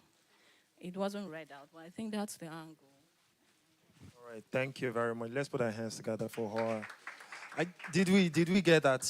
Would you want them to address? Okay, don't worry, we'll find a way to address that. Okay, anybody from? Okay, all right. Yeah. All right. Okay. Pastor, okay. We are doing. Yes. Okay. All right, thank you very much. Thank you very much, Mr. Bashama and Dr. Freeman. It's a privilege being here, and I really appreciate your presence, sir. And, okay, one of the lessons I learned from Mr. Bashama is the fact, going through a slide, he kept on making reference back to the Bible. So that's like drawing from the source.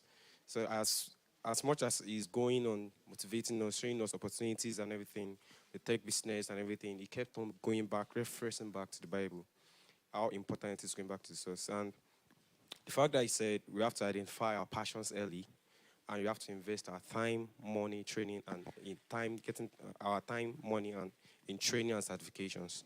Then, from what Dr. Freeman said, sorry about my voice, there's a quote I wrote down which says, I don't care about all problems. I only care about the ones people are willing to pay for. It's a very big one for me. All right, thank you. Sorry, I can't go on to the next. I know that you guys are we have the 5 people on that row want to say something, but we have to move on. I'll be calling up Pastor K. He has some things to do here. Let's put our hands together as we have Pastor K come on. All right, thank you very much. Final thing to do before we leave. There's another group coming in immediately after us. I just want to add one thing there. See, you don't have to make a switch. Somebody was asking. You can actually join it to hit. See, multiple streams of income is also another way of making money, okay? So you don't have to limit yourself to one. All right, having added that, we want to do the last thing. Can you bring just 2 of the gifts, just 2? All right, I think we cannot pay these people for the knowledge that they have shared with us today, but at least we can give them a token of our hearts. We know that it is only the Lord that can pay you and repay you, and so we just want to give you some gifts. Dr. Freeman, you can come in first. You know when we were in school, When we were in school, you remember now? He was pastoring the church under me. I was pastoring the church upstairs.